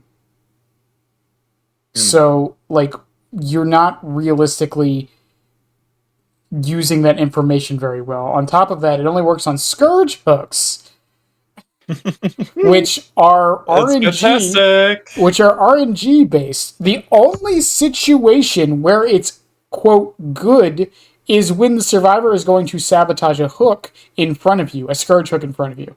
Here's the thing, though. You can see them doing it because you're going to the hook. Alrighty, so Hangman's Trick. Let's talk history. My favorite course in high school and my least favorite in uni. So, Hangman's Trick back in the day was designed around Sabo, because Sabo back then used to be very different to how it is now. How sabotage worked back in the good old days of 2016 DBD was you would complete a few skill checks and you progress the bar, and you could let go of the hook and it's prepped. So what would happen is that a killer would pick a survivor up. They're like, la-di-da-di-da, I'm going to go and hook this person here. Survivor runs, they tap, and all of a sudden the hook breaks. Then he's like, okay, I'll go to another one. Nope, that one breaks now too. And the hooks were broken for a whole, like, how long was it? Like a full 2 minutes? Or just one? It was just, I think it was 2 minutes back then. 2 minutes? Oh, it should have been 3. But yeah, no, in all honesty, like, there were not many perks that existed in the game to deal with it. And sabotaging was a really big problem in old DBD. Like, it's discussed very heavily nowadays. Like, a lot of people cry about, like, Sabo squads. But, like, Sabo squads back then were the kingpin of the bully squad meta. So, Behavior decided, okay, let's create a Sabo counter perk. And that's where Hangman's Trick comes in. What Hangman's Trick used to do is that hooks that were destroyed by sabotage or sacrifices would repair automatically after 10 seconds. And if someone sabotaged the hook, you gained a loud noise notification. So, if someone's prepped the hook and they broke it, it's like, okay, I dropped this person on the floor, and then I can wait like 10 seconds, and ta-da, it's back now. And it takes them like 5 or 6 seconds to sabotage the hook anyway, so I can pick the person back up, put them over there, and be on my merry way. But then, it got reworked like 2 patches later. Because sabotaging got adjusted to how it is now.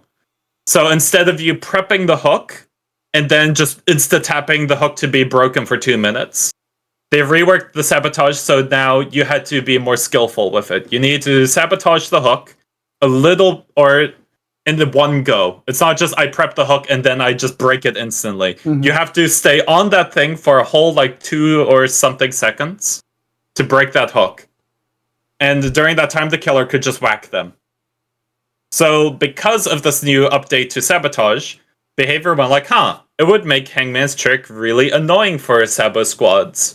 Because now it actually takes skill to do a Sabo trick, like, with this new system. So they've reworked it.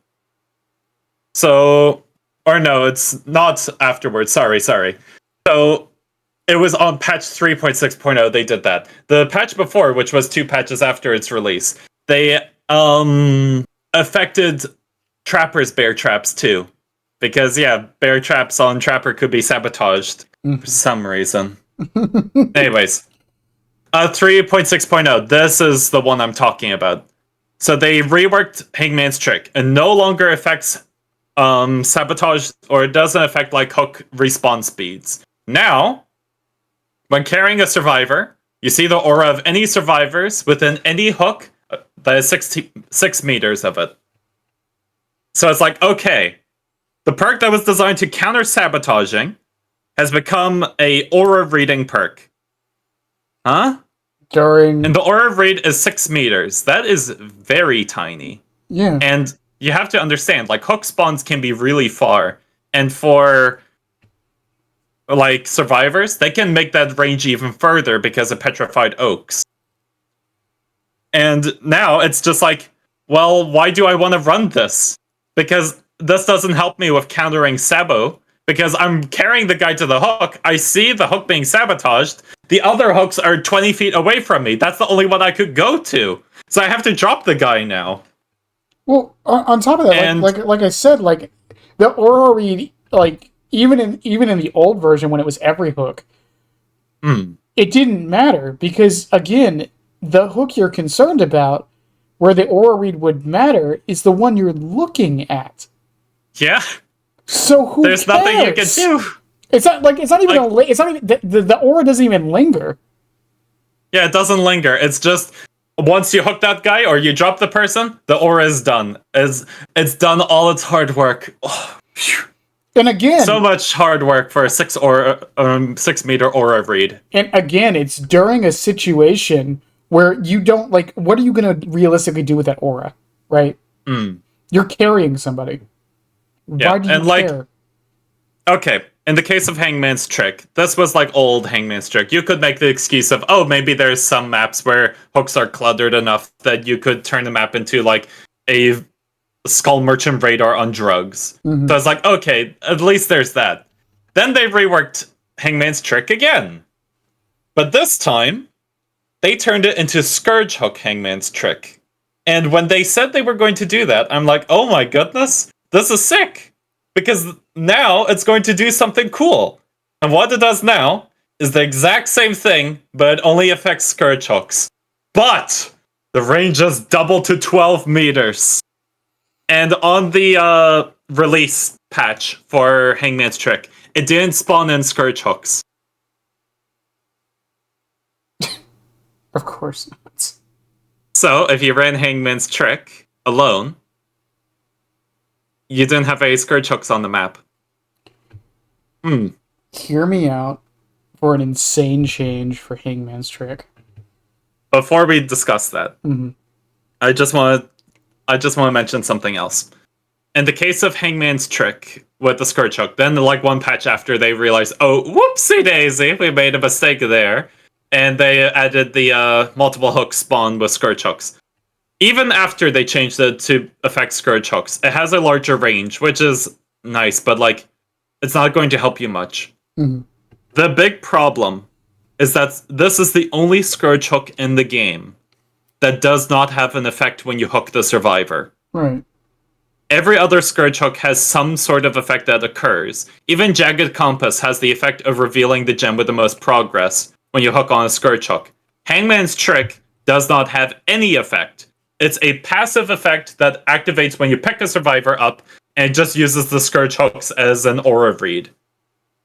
And I was thinking about this actually earlier today about Jagged Compass. I'm like, Jagged Compass and Hangman's Trick, that sounds cool. But then I thought to myself, who in their right mind is going to run Hangman's Trick and Jagged Compass when you can run the other Scourge Hooks that exist in the game? Exactly. Because Jagged Compass activates on Floods of Rage, which gives you an aura read on the other 3 survivors who weren't hooked, so you can go after them. And it's a good aura read that activates not only to find a player, but to help you in a chase. There's Gift of Pain that will activate after the survivor gets unhooked, and when the hook gets converted, just like in the case of Floods of Rage. There's Pain Resonance, which is always a great option. And even in the case of Morbius Storm, or not Morbius. Monster Shrine. Morbius Shrine, thank you. In the case of Morbius Shrine, you still get value from that. And granted, it has become weaker with the hook state changes, since it's now 70 seconds instead of 60. So it takes a little bit longer. But at least then it still has a use. Hangman's Trick does nothing when you hook them on a Scourge Hook. It just uses the Scourge Hook as its leech to have an effect. But the effect is so minimal because it does the one thing that it was trying to do in such a poor way, and that's the counter sabotage. So here's my idea on how to change it. Everyone's gonna hate this. Mhm. Everyone within 6 meters of a scourge hook, when you hook someone on a scourge hook, any survivor within 6 meters of a scourge hook becomes exposed for 30 seconds. I had that same idea.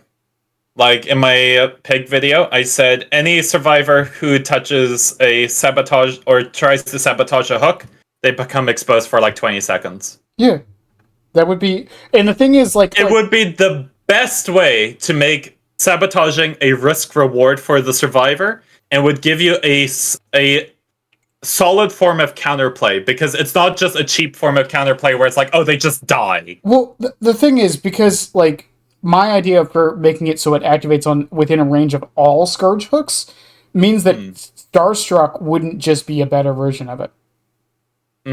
Because the problem with making it so it's just sabotage is that if it's just on the sabotage effect, like if they go to sabo a scourge hook, they get exposed. You're already there, so if you're running Starstruck, like it's just doing the same effect, right? But with mine, it's like, well, it could affect someone on the other side of the map. You know what I mean? And if we keep the aura read, like it would have a point. You know what I mean? Yeah. Like you keep the aura read and you just apply a mini range of expose, which in my opinion would just make the perk actually fit the niche that it's trying to do, which is to counter the sabotage. But I'm going to mention something, and this is a change I really thought about like a year or so ago for a Scourge Hook, a Hangman's Trick. What if you gain 2 extra Scourge Hooks with Hangman's Trick? Would that make it a little bit nicer as a support tool? Yeah. And then 1 year later, Jagged Compass showed up. Yeah. When Jagged Compass showed up, I'm like, man, Hangman's Trick really just stays lower. They keep shoving that perk down there. They're like, we don't want people to remember this thing. It's such a strange perk because like you said, like it was made for a different time of the game, and then it was changed. Yeah. It changed in a way that made it bad, and then for some reason they changed it again. And it got worse. How? Like the last time they changed it was on patch 3.6.0. You had 4 years to think of something to do with this perk, and you made it worse.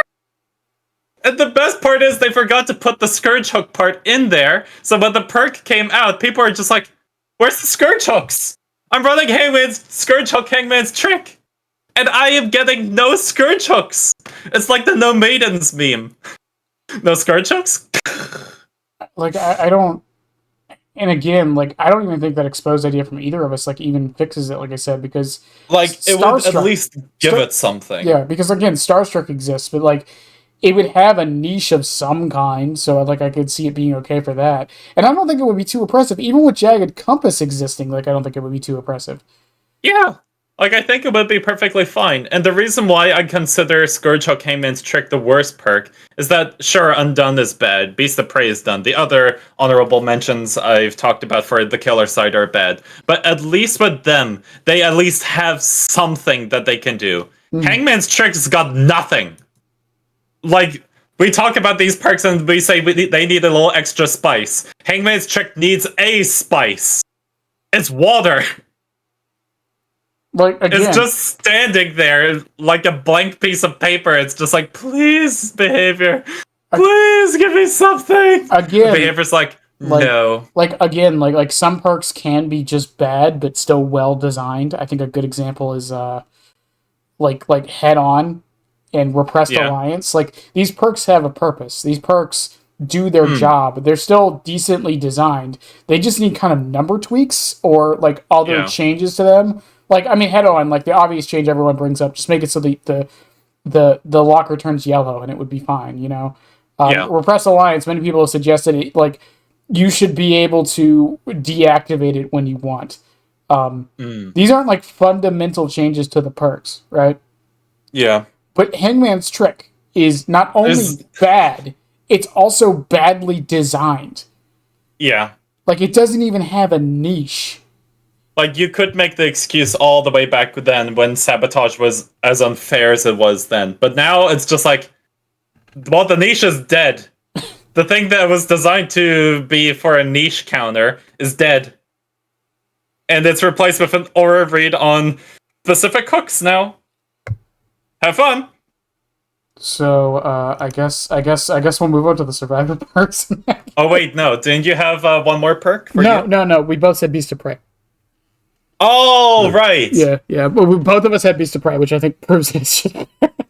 Yeah, I think it proves that Beast of Prey is a bit of a bad perk. So, my first badly designed survivor perk, I'm gonna get so much shit for this.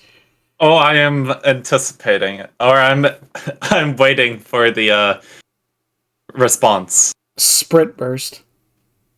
Sprint Burst? I think Sprint Burst is badly designed.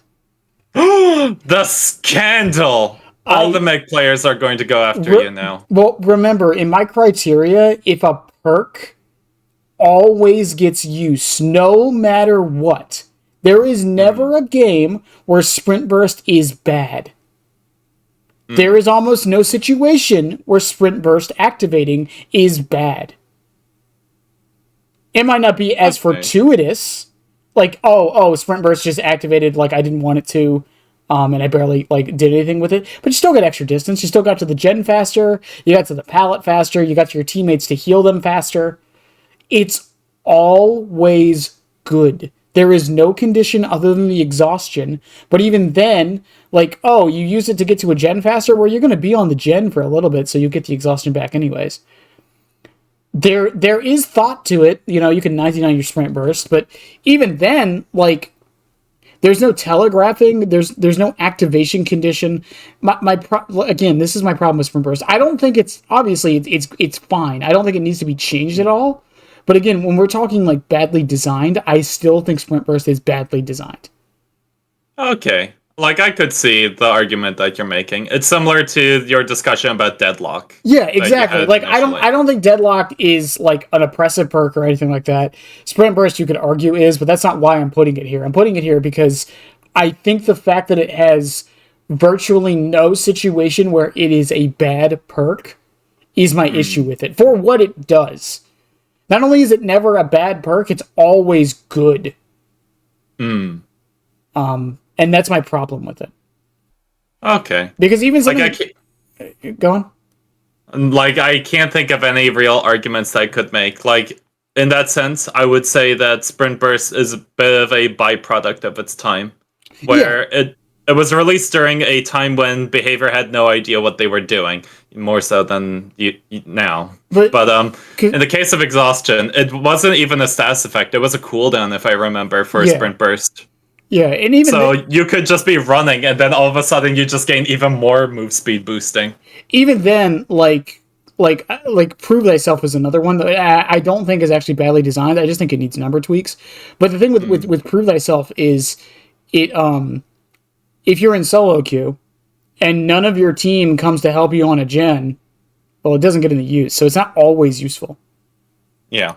Again, Sprint Burst is never a bad choice. Even on killers who can, quote, counter it, it's still never a bad choice.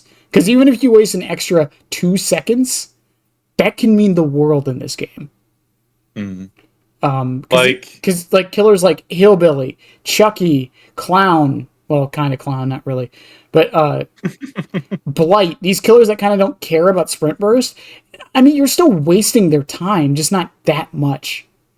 Yeah. And someone in the chat mentioned Resilience. Resilience, I'm fine with, because it has an activation condition of being injured, and it's a risk-reward.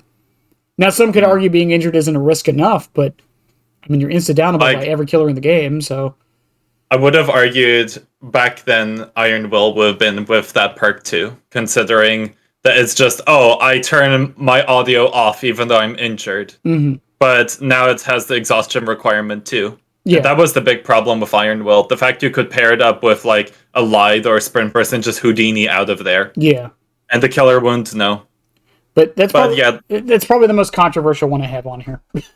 Like in the case of Sprint Burst, I will say, I think I agree with you in the sense that it is a bad perk in the sense of design. It is a very cheap perk. I think it's more so a byproduct of its time because behavior went like, well, we made this running character. What should their perks be? They should have a perk that makes them run faster. Wow, who would have thunk it?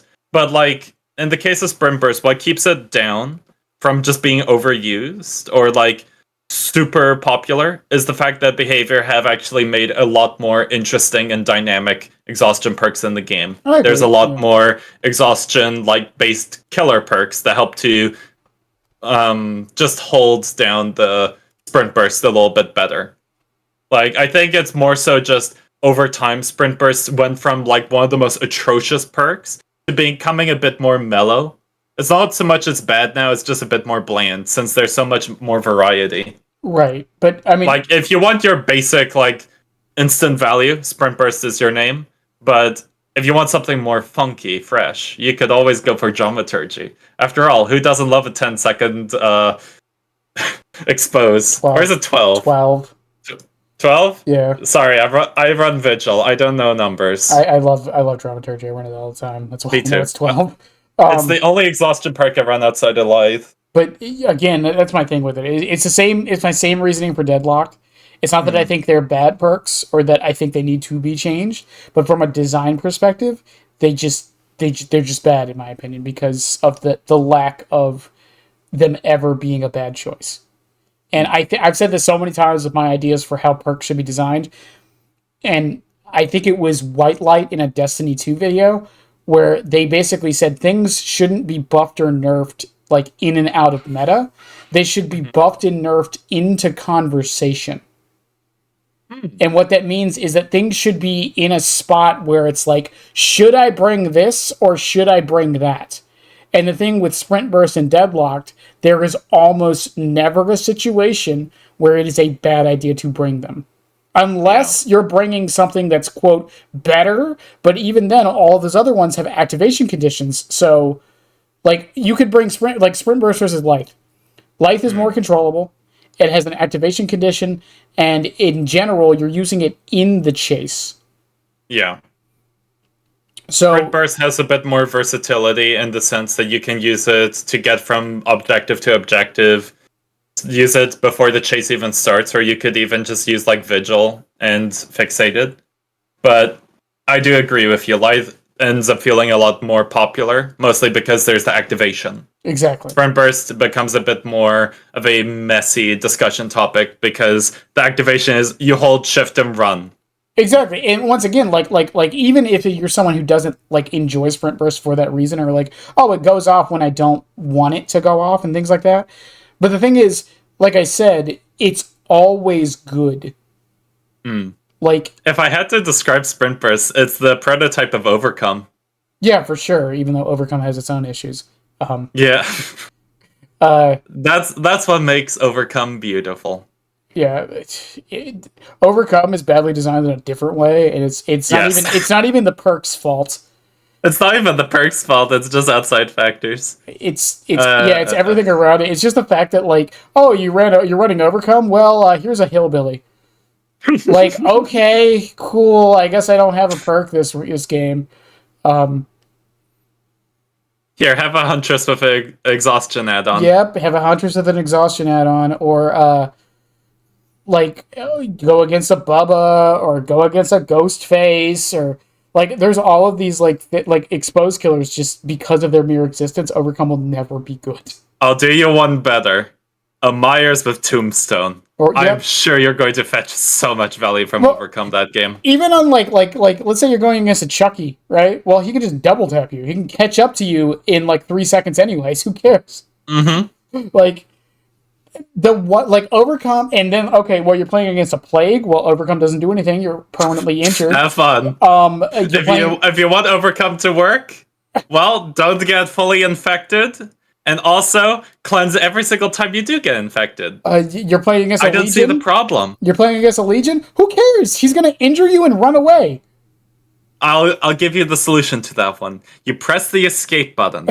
You move your mouse over to the logo that says leave game. It's a funny, magical way to escape the trial. It's behavior's third option of leaving the game.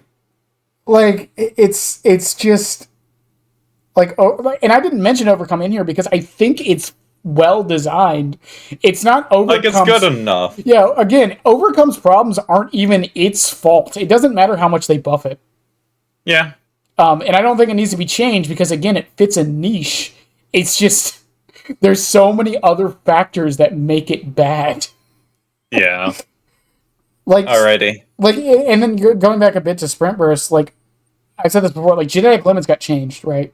And genetic limits now counters basically every exhaustion perk in the game, with the exception of a few. And like overcome for some odd reason does actually work against genetic limits. And people are wondering how that even works. But Sprint Burst, because when genetic limits got changed, I mentioned that Sprint Burst is the only exhaustion perk that whenever, like when Langland Touch got announced and people were talking about it, people were like, oh, finally, like an exhaustion Sprint Burst counter. Well, it doesn't counter Sprint Burst because they can just pre-run. Exactly. And that's the thing. The only counter to Sprint Burst is Fearmonger, or whatever it's called now, Mindbreaker. Mindbreaker. That's the only, only counter to it. Resurgence. That's what it's called now. And even then, like, technically speaking, some would say Fearmonger / Mindbreaker doesn't even counter it. Because it's like, well, they could just wait 5 seconds and then do the Sprint Burst in the middle of the chase. You might actually be helping them with it. You also have to realize what survivor has the Sprint Burst. It might just be a Michaela or Sable, meaning they're not on the generator. Checkmate. Yeah, there you go. There's the other thing with it. It again, like, I don't think Sprint Burst needs a change. I don't think, like, it's like egregiously designed. I just think, like, in my definition of badly designed, which is why I prefaced that earlier, I think Sprint Burst is badly designed. Yeah, no, in that sense, I would agree with you. Like, I wouldn't have many arguments I could make against Sprint Burst. With that being said, what's your first Survivor one? Alright, this is going to be one that I talked about in one of my more recent videos. And it might just be because of bias, because I just absolutely hate this perk, but I'm gonna bring up the Chad Maximilian Pegasus, and he's Perk Visionary. Oh god. So I talked about this in my video, and I kind of went a little bit stir-crazy talking about it. But in the case of Visionary, it's a aura reading perk for generators. Mm-hmm. Okay, we already have like 10 different perks that already do that. We have a map that does it. So what makes this special? What is the secret sauce to make it be like, okay, this is the reason you should run Visionary? Because in the case of something like Detective's Hunch, you get aura reading on generators, but also on totems, on chests, on everything for 10 seconds when the generator is completed. Okay, cool, that makes sense. Clairvoyance, you get a controllable aura read on everything that you want after cleansing or blessing a totem. Cool, that's great. I understand the logic for that one. What does Visionary do? 32 meter range of aura reading. The perk goes on a 14 second or 14 or 16. I made a video on this one. It doesn't even work through walls, does it? Visionary does work through walls. It does work through walls? Okay. Yes. At least it has that. 32 meters goes on cooldown 16 seconds. I'm sorry, what? So you mean to tell me this is a perk designed for the new player experience, you know, because new players don't know what a generator is. They need a bright Sharpie red highlight to know what it is. And you mean to tell me when the objective is done, their perk is switched off? Why? It does nothing. It just is an aura read. They might as well just bring a map at that point. Or any of the other generator perks that exist in the game. Just bring Deja Vu. But no. No, talking about Deja Vu, that's the next point I'm going to bring up. Yeah. Why are you going to spend money or gamble on the Shrine of Secrets when Deja Vu is a perk in the game that is available to every single player on the Blood Web, and it is free?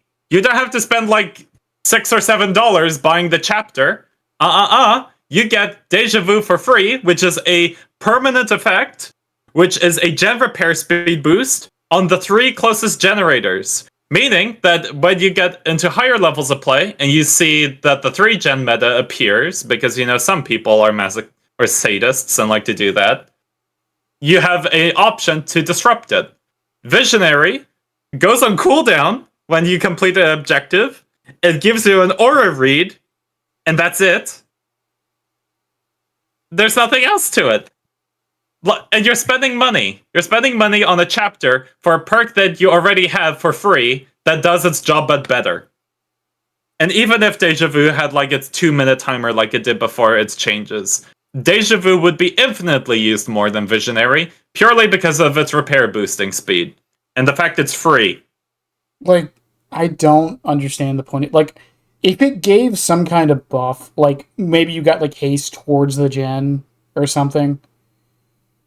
Or something. But the fact that all it does is just show you the gen in a 32-meter radius too, right? 32 meters. Yeah, Detective's Hunch is like 64, isn't it? Yes. Yeah. It has a condition, sure, but like, even Deja Vu, like, knowing where 3 of the closest generators together are is more important than just knowing where the closest one is. I'll do you one better. Clairvoyance is 64 meters as well. Yeah, like, I can't even make an argument for for Visionary. I just can't. You know, like, the change that I mentioned for Visionary was just remove the cooldown, or, this is the one I would prefer. They keep the cooldown, increase it to 20 seconds, but during that time, you see the auras of pallets and windows and survivors. Or just pallets and windows. I'm trying to remember what happened in that Felix video. It would just be a more situational windows. It's like a combination of Deja Vu and Windows, but you free up one of the perk options because it's like, okay, I get 2 perks stitched into one, but it does not excel at either of them. Right. It's more like a multi-tool choice that I can pick if I want to save up a perk slot for something else. Yeah, I could see that. Plus, it would actually be a reward for you. So that way you're like, okay, I know what pallets are up, I know what windows are available, and it would help you in Chase when Visionary does deactivate because a teammate worked on a gen. Mm-hmm. And it's something that makes Visionary at least have anything outside of just, I give aura reading on generator, then 16-second cooldown. Before we move on a bit, a couple things I had to use the bathroom here in a second, but are any of these 3 perks that chat just listed in your list Boil Over, Better Than New, or Better Together? None of them are in my list. Okay. But to go over them quickly, I think Boil Over's fine. It's a niche perk that can lead to unhealthy situations, but behavior has been very good about making sure those can't happen as much as they used to. At least decently so. Better Than New is fine. I actually don't think it's a bad perk at all. I like the idea of Better Than New. It's more so that Better Than New was designed back then when it had the generator effect. Mm-hmm. I like the idea. They then just upped the numbers but removed the generator effect because they're like, that's kind of stupid. Yeah. But I do like the effect of Better Than New. It's designed to be a support perk that affects healing. Yeah. And it fulfills its gimmick. Yeah. And then and then in the case of Better Together, it's a new player friendly perk for Nancy. Plus it can combine nicely with Prove Thyself.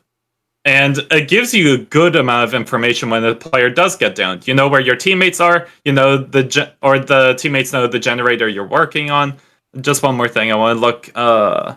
When a killer downs a survivor, when you are repairing a generator, you see the aura of all other survivors for 10 seconds. Like, it's a nice info perk. Well, it has a few, clunky bits here or there, but it has its uses. Yeah, and, the thing is, so, let's say, people could argue Kindred does its job better, but if the killer's slugging, it's actually nice to know, where all your teammates are in solo queue. Because you're on a gen, someone gets downed, you see that, okay, well, the person who got downed, there's someone nearby, so I don't have to get off my gen. Even if the killer's slugging. Or, there's someone nearby, he's going to start chasing them, so I'll make my way across the map to get the person up. Yeah. And once again, Kindred does its job a little better, but again, if the killer isn't hooking, for whatever reason... which is a lot more common nowadays, even though Yeah. behavior says it isn't. Uh, but which is a lot more common nowadays. So like Better Together actually isn't that bad of a solo queue perk. It doesn't outright Yeah. counter slugging. I'm not saying it does. Nothing realistically counters slugging, but it can help. That's the thing. I said this so many times about solo queue. I mentioned it when I talked to Naya about it. The biggest problem I have with people playing solo queue is that people have all of these complaints about lack of information and like I don't know what my team is doing or I don't know what I should do in this situation. There are so many perks like Better Together and Bond that would help people so much more than running Sprint Burst. I Yeah. promise you. Like, there's a ton of aura reading perks that help to deal with problems. The issue is more so player psychology. They don't want like a passive effect where it's just giving them info. They want active solutions Yeah, or like proactive right, answers. right, and I get that. It's just like It's why like passive effects or like passive based perks tend to not be super popular, with the exception of Deja Vu. But that's because Deja Vu is repair speed boosting. yeah, And you still who get doesn't love repairing a little bit faster? but Yellow bar go burr. you get like an effect out of it, like you Yeah. notice it working. Like even if it didn't have the repair boost and it just made your bar yellow, people would still. Yeah. But like I said, I gotta use the bathroom real quick, and then we'll pick up. If you want to keep ranting about Visionary while I'm gone, you can.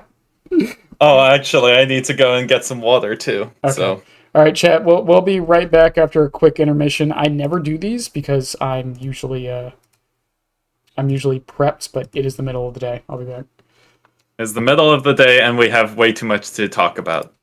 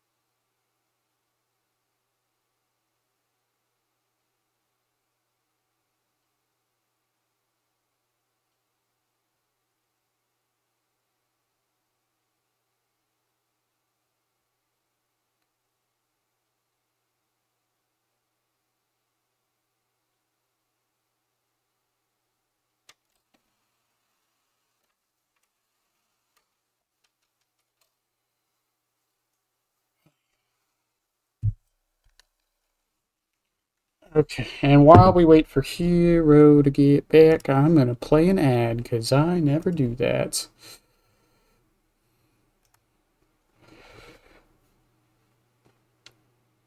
Well, maybe. There we go. Hi.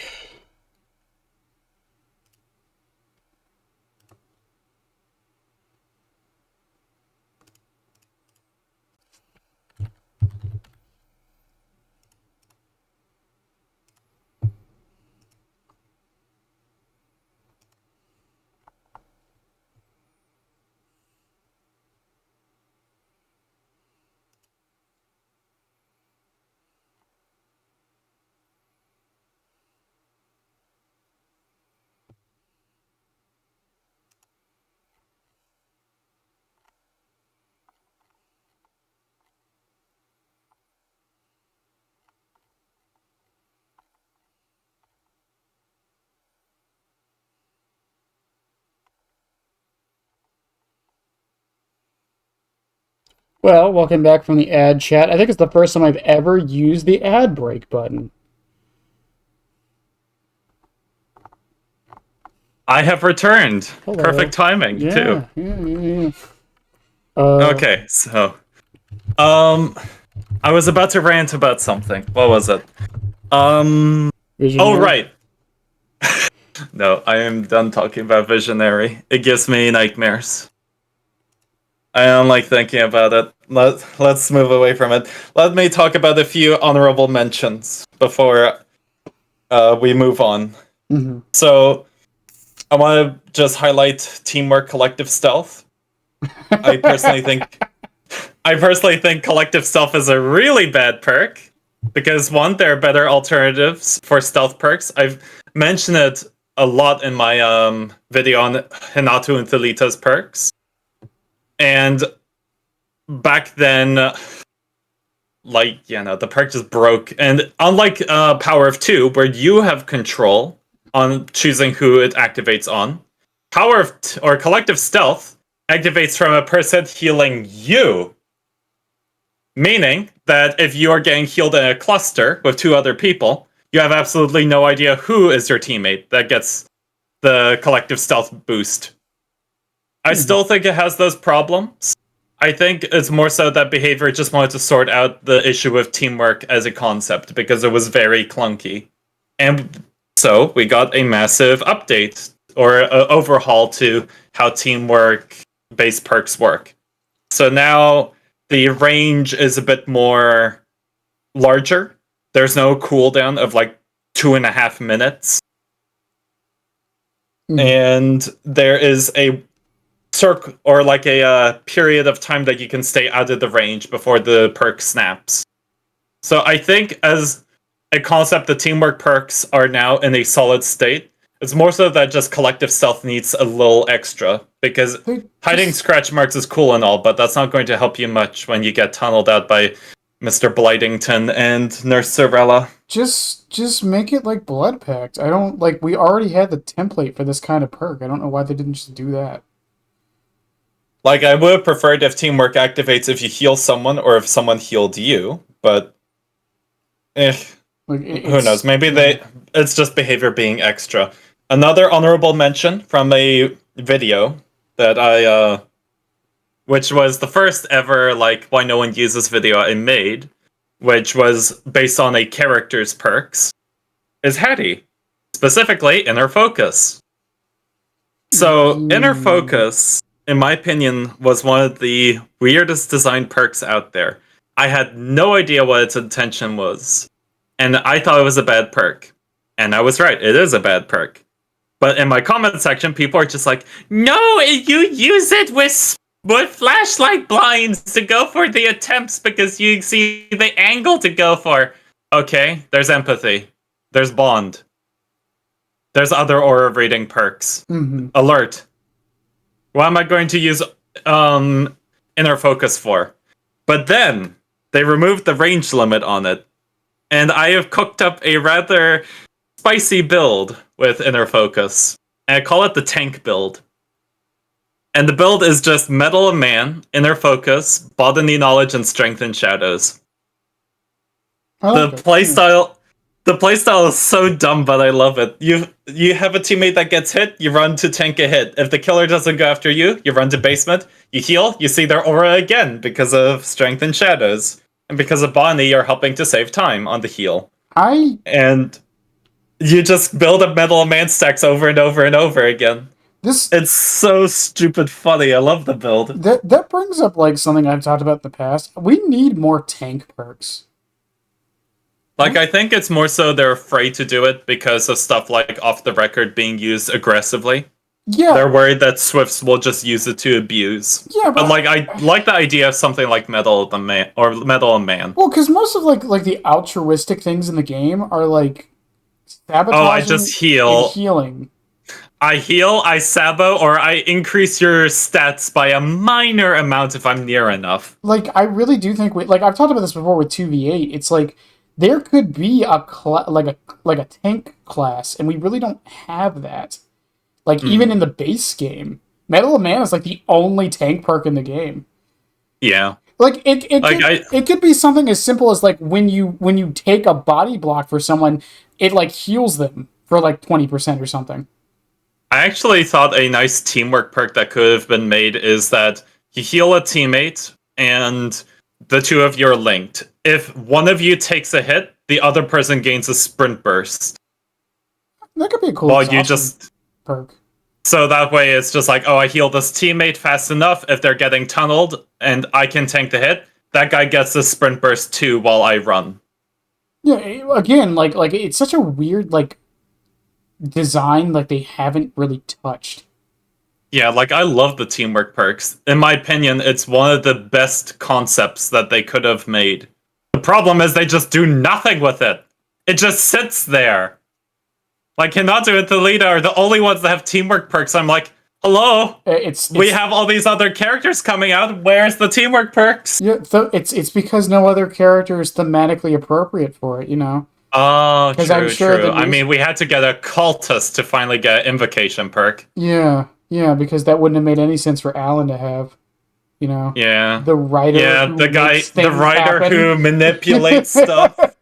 Yeah, no, he gets a boon that just gives aura rating. Oh my god. The only thing that elevates it from being a bad perk is that you gain the passive boost that, you bless a little faster if it's still up. Don't get me wrong, I love Alan's perk. I love Deadlock for so many reasons. Or not Deadlock, Deadline. For so many reasons, mostly because of the name. Because the name has like 4 puns, or not 4 puns, but 4 play on words, and I love it. Yeah, and it makes autodidact even greater. Yeah. What more could you ask for? And the fact that it simulates using a typewriter. Yeah. Like, I love Alan's perks. Like, even Boon Illumination, I like the perk, mostly because it's a support boon perk, which... It also brought up the idea we rarely ever get. Yeah, it also brought up the idea of boons having secondary effects, which is something I hope they start doing in the future. Yeah, I would love if they had, like, secondary effects. So it would be similar to Jagged Compass on Scourge Hooks. Yeah. So we just have perk combinations you could do. Mm-hmm. But yeah, like, overall, though, Inner Focus has become a little bit better. The teamwork perks, as a concept, I really like. I think Collective Stealth just needs a little bit extra. And while we're talking about Invocations are weird. I like the idea. I like the concept, but at the same time, it's so hard to tell if they are busted or if they're complete garbage. I think you could make a sense for both. I think that's what makes them fine. Yeah. I think they're really situationally good, and that's okay. Yeah, like, I didn't put any of them on my list because, in theory, they are good effects. Like, Treacherous Crows is stupid strong. Yep. Just having an aura read every 2 seconds because a crow decided to do a little song and dance. Also, speaking of... And combine it with Eyes of Belmont, that's 4 seconds of aura reading. Speaking of the new Invocation, by the way. That's like, ooh, but better. Behavior, this will come out long before the patch is out. Just let us use 2 Invocations at the same time. It would not be that insane. Unless you guys have plans to add an Invocation that is that game-changing, I think it's fine. Wasn't that just like a bug? No, because you had options. When you go to do it... It's one at a time and you choose which one? Yes. Are they sniffing something? Yeah, you choose which one. That's what I'm saying. That's why I don't think it's a bug, like some people are saying, because it has an option when you go to do it. Alright, I live in Canada. I should go to Quebec. I have some kind words to share with Behavior. Just, I don't think either of them are strong enough together to be like, oh yeah, you can only do one at a time. So it takes 2 minutes to get both effects. And the other thing is, let's say 2 people are running. You're broken and injured when you use the effect too. Yeah. You're spending extra time in the basement and you are busy killing yourself in the process. And it's like, yeah, no, you can sit in there for another minute. And the other thing is, like, let's say one person's running, I don't even know. Treacherous Crows and the other is Weaving Spiders. Yeah, let's say 2 people That's still 2 people broken that cannot heal. But the thing is, they can't do it at the same time. They can't do it? Oh, yeah, I forgot. It's a single circle. Exactly. So, like, you can't even do that with them. So, like, behavior, like, I get it. I get what you're kind of scared of. But again, unless you have plans in the future to add an invocation so strong that it would break the balance completely if people could like run 4 of them, I think it's fine. If we get to that point, just increase the time. Like, the problem with talking about invocation balance is the fact that there's so little of them. Exactly. And I understand why there's so little. It's because behavior are scared. It's a double whammy. We don't know if the perks are good or not because there's so little, and behavior released so little because they are worried it's going to be too strong. Exactly. So we're caught in this crossfire where no one knows if they are good or if they're actually bad. We are caught in the enigma. This is the unknown effect. Well, and on top of that, like, invocations are also... I mean, I don't know how if you run them before. Like, have you really run Weaving Spiders that much? I tested it when it first came out, when it got buffed. Yeah, every time I run it... I rarely run it. Every time I run it, at least one of my teammates gives up. Like, that's the other thing with it.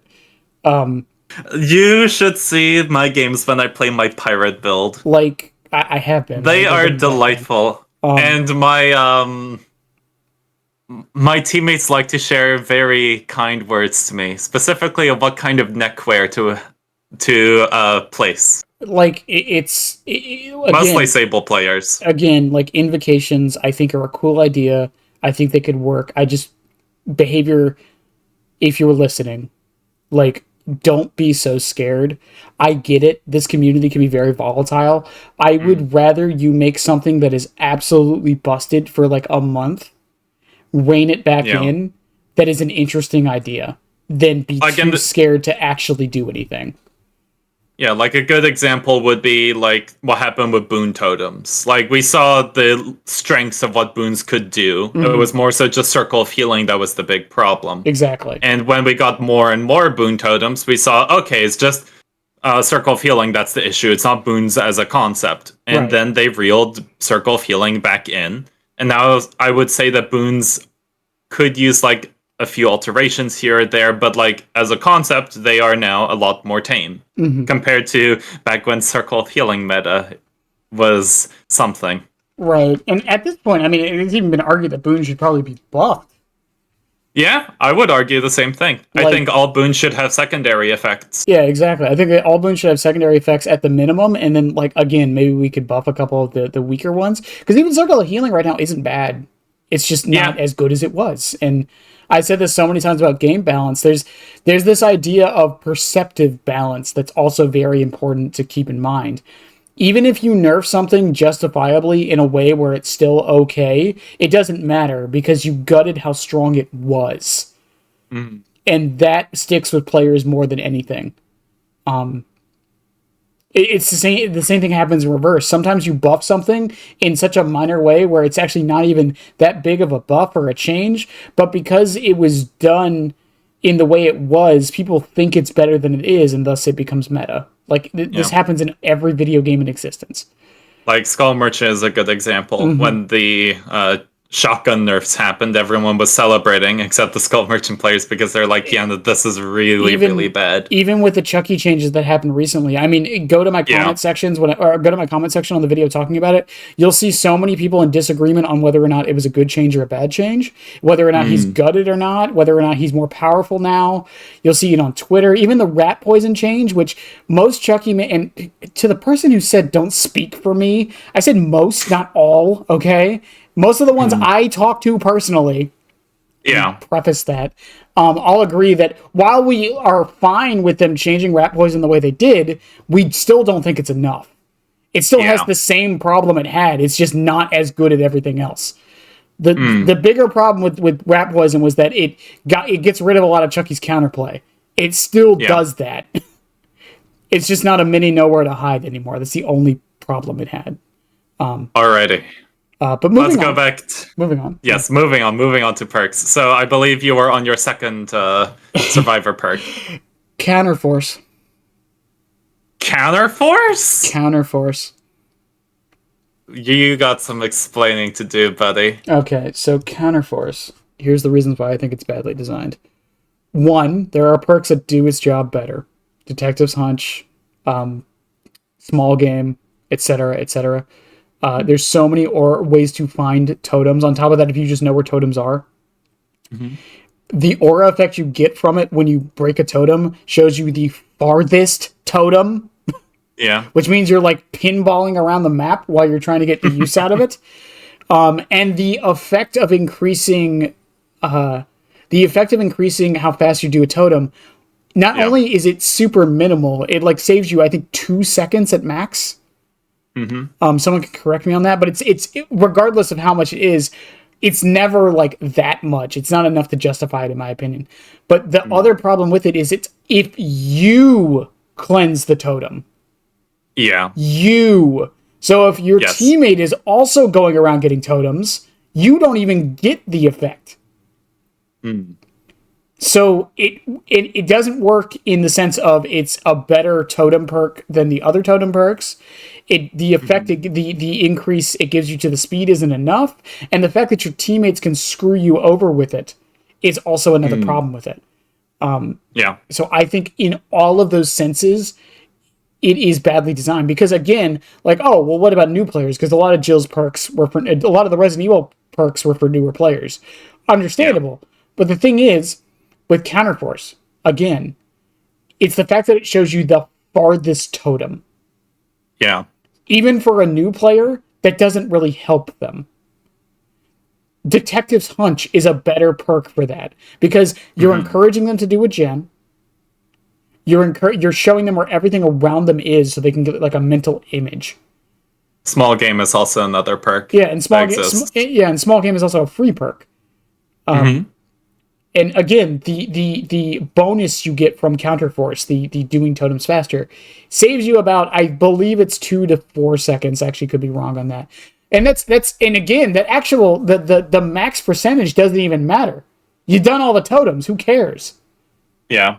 The only situation where it is really, really good is if you're running it with Detective's Hunch and the killer is using Pentimento.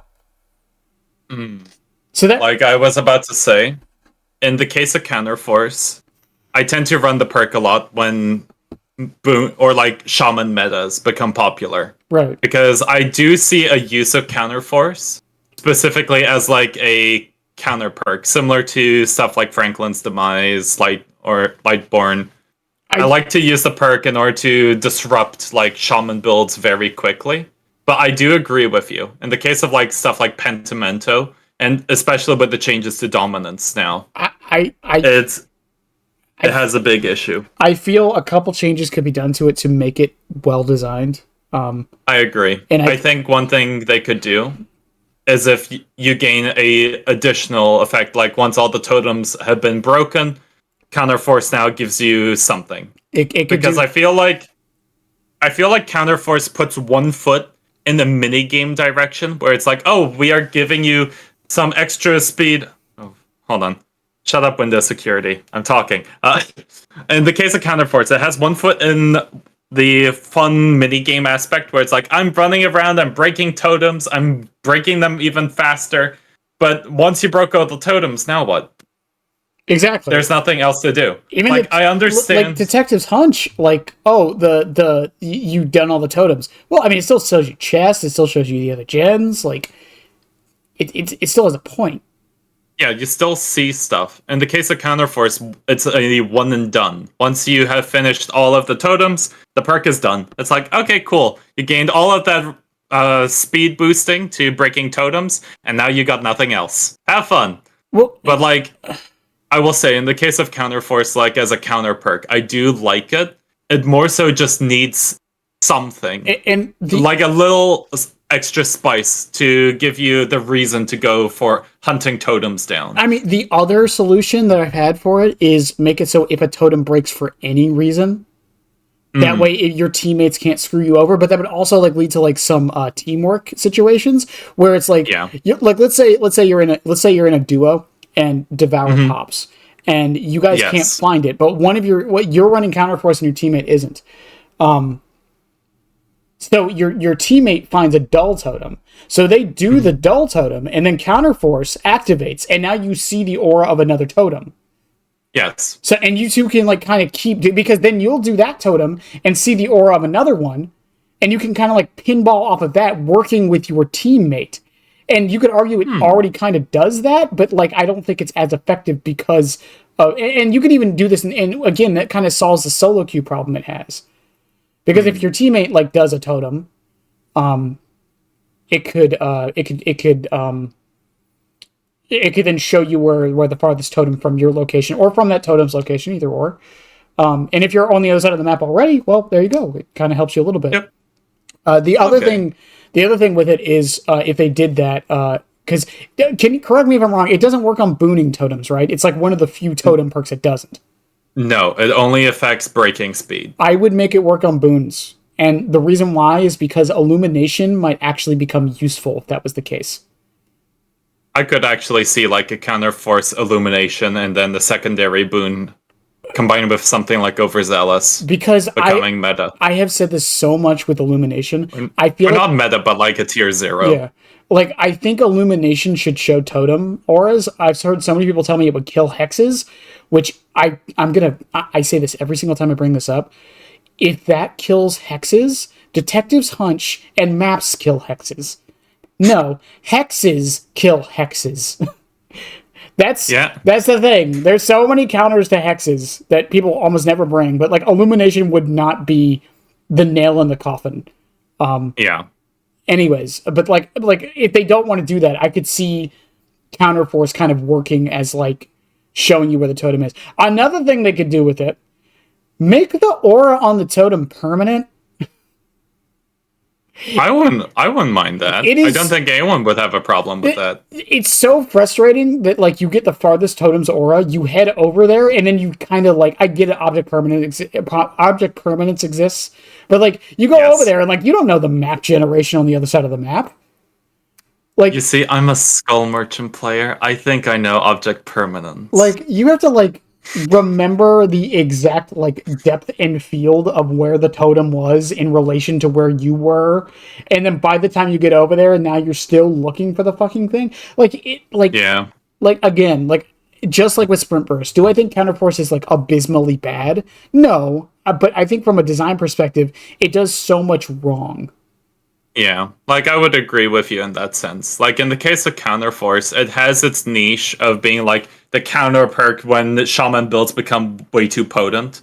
It's there to keep it in line, but I do feel like it's halfway there to being a great perk. It's just that the developers got lazy and are just like, let's make flashbang even better, you know? But again, like I get the argument for like it for a shot like counter like shaman builds, but detective's hunch exists. Yeah, and it's like it's just better.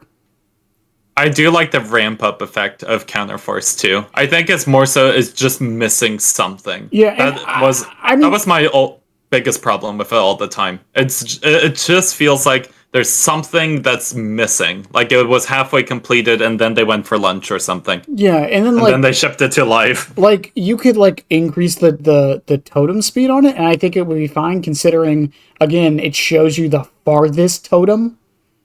Mm-hmm. So it's like it's not like you're like going around completely like, oh, here's this totem, here's this totem, here's this totem. No, you're going, here's this totem, walk all the way across the map, do that one, walk all the way across the map, do that one, walk all the way across the map. Like you're wasting so much time doing that like I think giving it a bit of an increased number would be fine. I think they're just more worried about like stuff like inner healing, breaking. But then again, even then, it's just like you can only use it 5 times. But we have seen perks that are one-time use, and they are very game-breaking. Well, in the case of Old Decisive Strike. Yeah, but even then, it's like... Then you would have to adjust some of the things around it, and I think that's fine. That's how we should be doing things. We shouldn't be scared to buff something because it'll break something else. We should have the foresight to know to buff one thing and nerf another if we have to. And the devs have shown this from time to time, just not as often. They're willing to experiment. Yeah, and like Counterforce is just, again, we just got a buff to Resurgence. Mm-hmm. You know what I mean? Like, it's not like they've forgotten Jill's perks. Yeah, like a lot of people are saying that Resurgence is stupid strong, and I kind of agree, but at the same time, like, who runs Resurgence. Nowadays, a lot of people. I see it all the time. But Yeah, the I thing, rarely see it, funnily enough. And when I do, I'm like, oh my goodness, a Resurgence? the funny thing with Resurgence I see is like people were like, oh, it was already good. They didn't need to buff it. Oh, really? It was good. How come no one ran it? Where are you, Resurgence players? And I'm not even disagreeing that it was good. Like, it was good, but no one ran it. Yeah, it was good. No one ran it. Yeah, I think that extra bump just gave a bit more incentive to go like, go, run this, have fun. And they're like, oh, it's now stupid good. Okay. I mean, I talked about perception buffs. Yeah. And like Resurgence, like if they nerfed it back down to 50%, I don't think its play rate would actually go down or up. I think it would stay where it is at the moment, because I think people are because of the 77% buff, people realized how good it can be. Yeah, they saw the funny number go up and they're like, oh, it's actually really good now. But I do agree. I think the number would jump a little bit up or down, but it would stay relatively stable. Yeah, because that's the thing with some perks. It's like sometimes they just need that bump to show people how good it can be. And then you can nerf it back down, and then people still realize how good it was in the first place. Imagine if they bumped Dark Theory's haste boost from 2 to 3%. It's like Breakdown. I say this all the time. If people realize how good Breakdown is, this game is doomed. Yes. I had a Kate last night who had Breakdown, and I got saved by her. I'm like, oh my goodness. I never see this perk, but every time it's on the board, I never die. And the reason people don't like Breakdown is because, oh, well, the killer will just take me to another hook. Yeah, but you're like slowing down their momentum so much. Yeah. It's 3 Plus, minutes. you're able to keep up, you're able to tank a hit, and when you normally run Breakdown, you tend to run like a tank build with Metal and Man as well. Yeah, it's like you and if all 4 players are running it, oh my god. Oh, no. It's nuts. But oh, poor Evan McMillan. I am so glad people have not realized how good Breakdown can be. Yes. But yeah, moving on. What's your next one? Okay. This one is going to be a bit more of a recent one. It was meta when we talked about Ultimate Weapon, and that is Calm Spirit. Okay.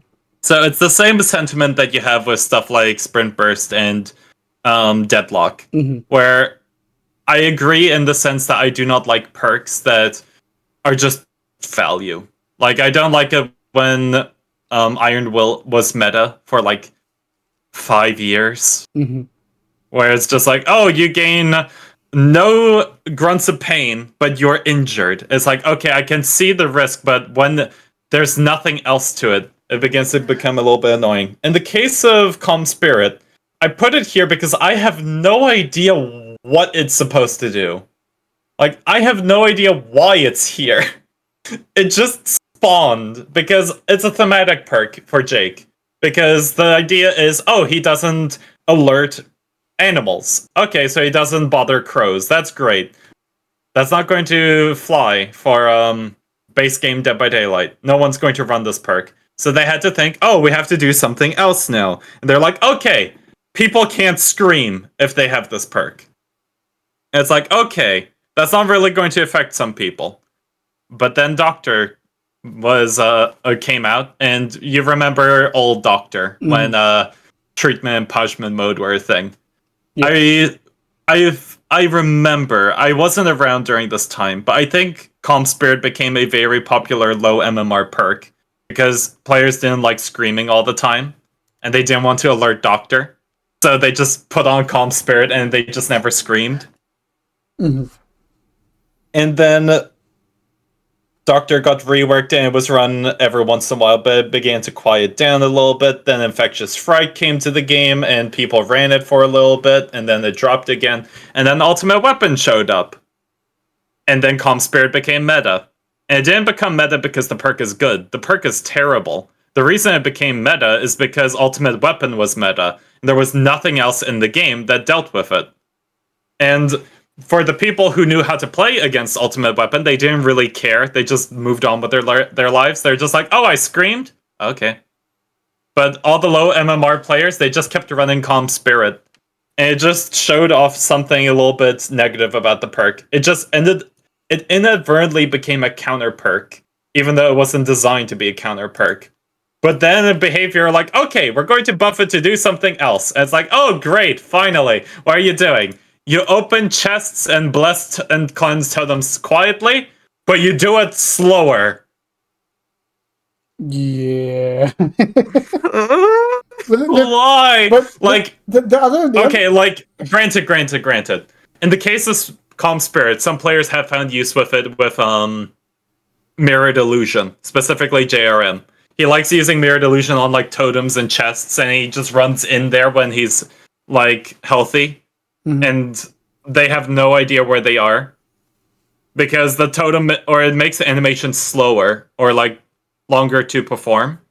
So you're able to keep on doing it and not open it in like 10 seconds. So if the killer's looking around, you have a little extra time busy inside the illusion. But that's it. Calm Spirit just is nothing. I think it just exists. I think another problem with Calm Spirit was Laura's new perk. Hardened? Yeah, because Calm Spirit basically just does its job, but better.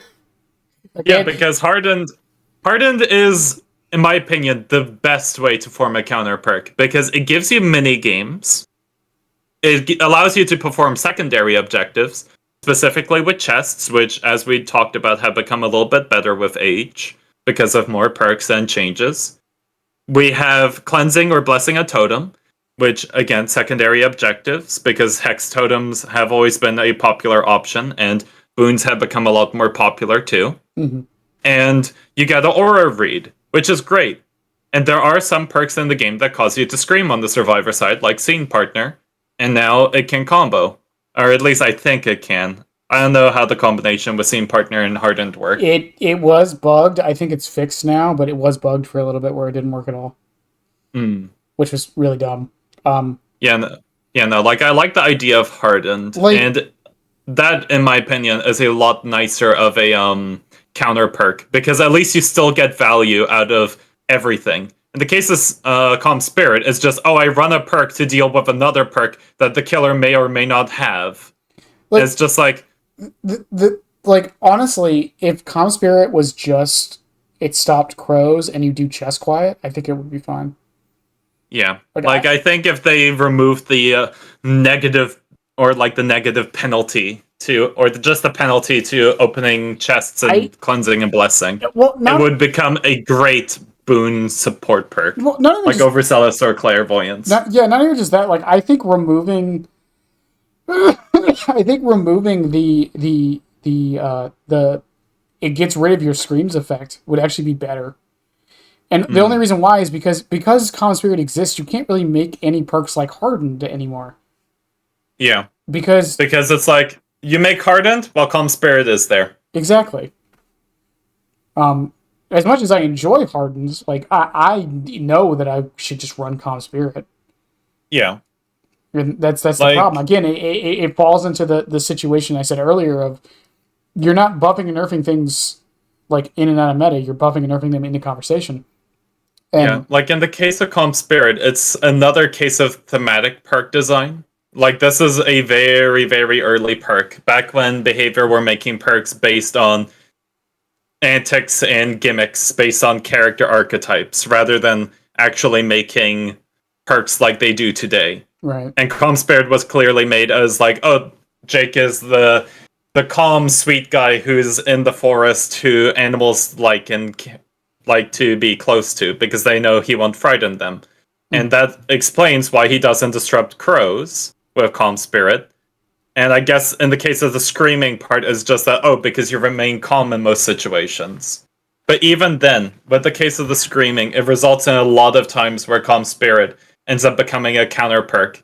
And it becomes a counter perk for the wrong reason.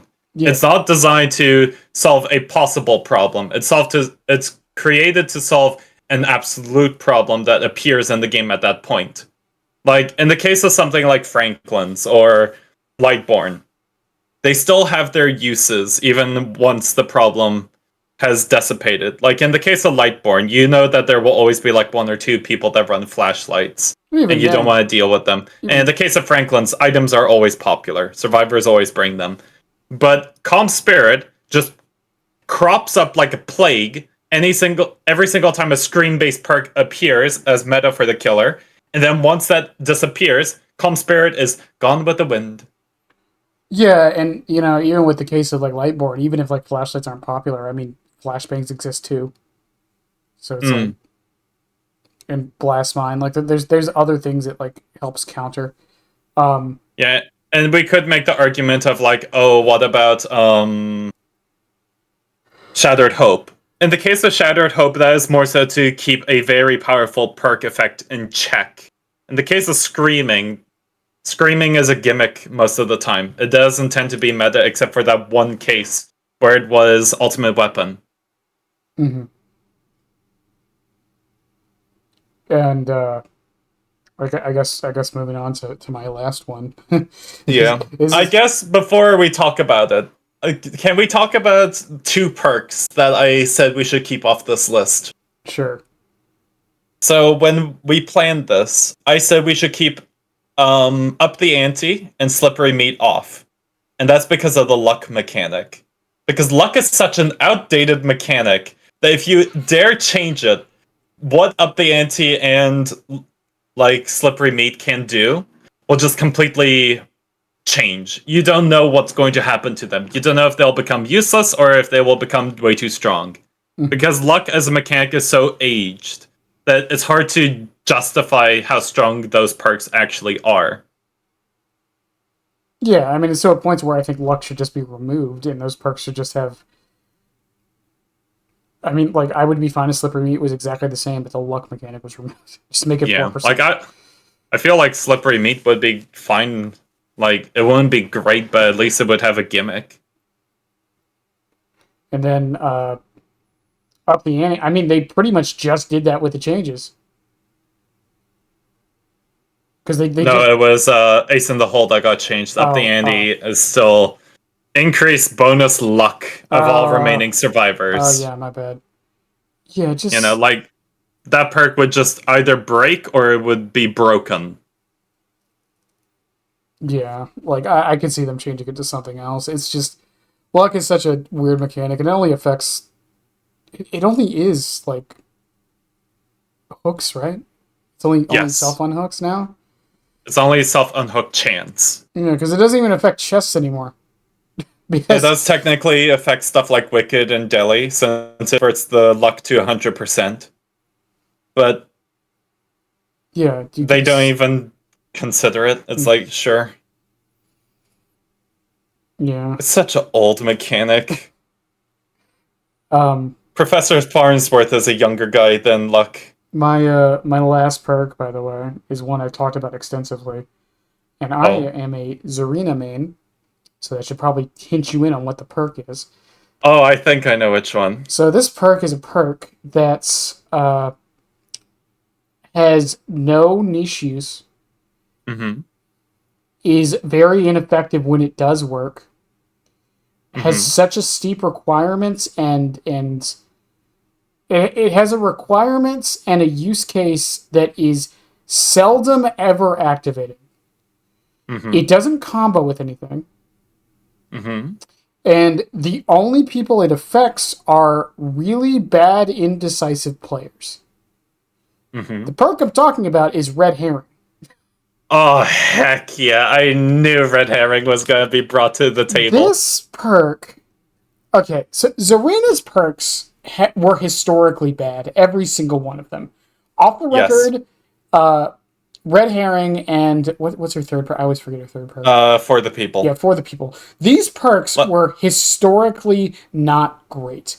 Now, yeah, like you could argue For the People had its fair share of uses, but in that case, even then at the time, it was a very gimmick perk. Now, to newer people, you're probably sitting here thinking, but Off the Record is like really meta. Now, it used to be one of the worst perks in the game. If I remember, it was a 2-minute duration of no scratch marks. No. And it was just aura read? No aura. That's no it. Aura? No aura. After you're unhooked. That was all it was. I need to look this up. Hold on. But Oh wait, hold on. Grunts of Pain were reduced by 100%, and Aura was hidden. Yeah. For 80 seconds. 80 seconds. Yeah. So there you go. Just run Iron Will. Like, that was the thing. Yeah, exactly. Just run Iron Will. That was the meme. Like, the Aura thing was nice, but back then Aura wasn't as prominent as it is now. Yeah. So it wasn't like that big of a deal. But the Grunts of Pain part was like almost pointless. So when they changed it to be an anti-tunnel thing, which it kind of was, that was really the original design, but it just didn't do that job very well. But when they made it basically like borrowed time, but for 80 seconds, it became like, again, it became meta.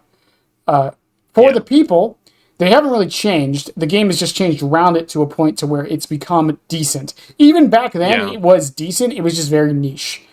I think they reduced the time of the broken status effect by like 20 seconds, and that was it for the people. Right. It more so has to do with outside factors that made the perk better. Like new combo pieces such as Buckle Up and then We're Gonna Live Forever Now. Like, it's more so the perk has aged a lot nicer. Yeah, compared to other perks. Which is fine, because like I said, even back when it was the way it was before those combos, it still had a use. Like, there were still situations where it was useful. Right? Yeah, like, it has a use, it has its gimmicks, and it's very strong when used correctly. The issue is more so it just didn't have the correct tools at the time to help it make it better. Yeah. Because that's the joke that I like to make about a lot of strong perks. Like, people like to say, Lucky Break isn't that powerful. In my opinion, it's one of the best perks in the game. Because it has a ton of combo pieces that make it really, really busted. Mm-hmm. But overcome. If you want a perk to have a higher pick rate, but you don't want to buff the perk because it already has a very strong effect, like in the case of or for the people, you introduce new perks that support it. Right.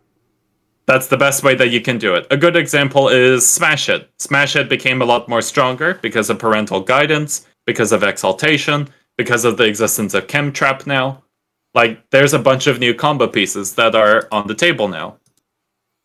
And then we go over to Red Herring. So, Red Herring, for those who don't know, and I wouldn't fucking blame you, I'm not going to give the exact numbers. Hero can do that if he wants to look it up. But basically, you work on a gen, and then when you get into a locker, the gen you were working on makes a fake explosion.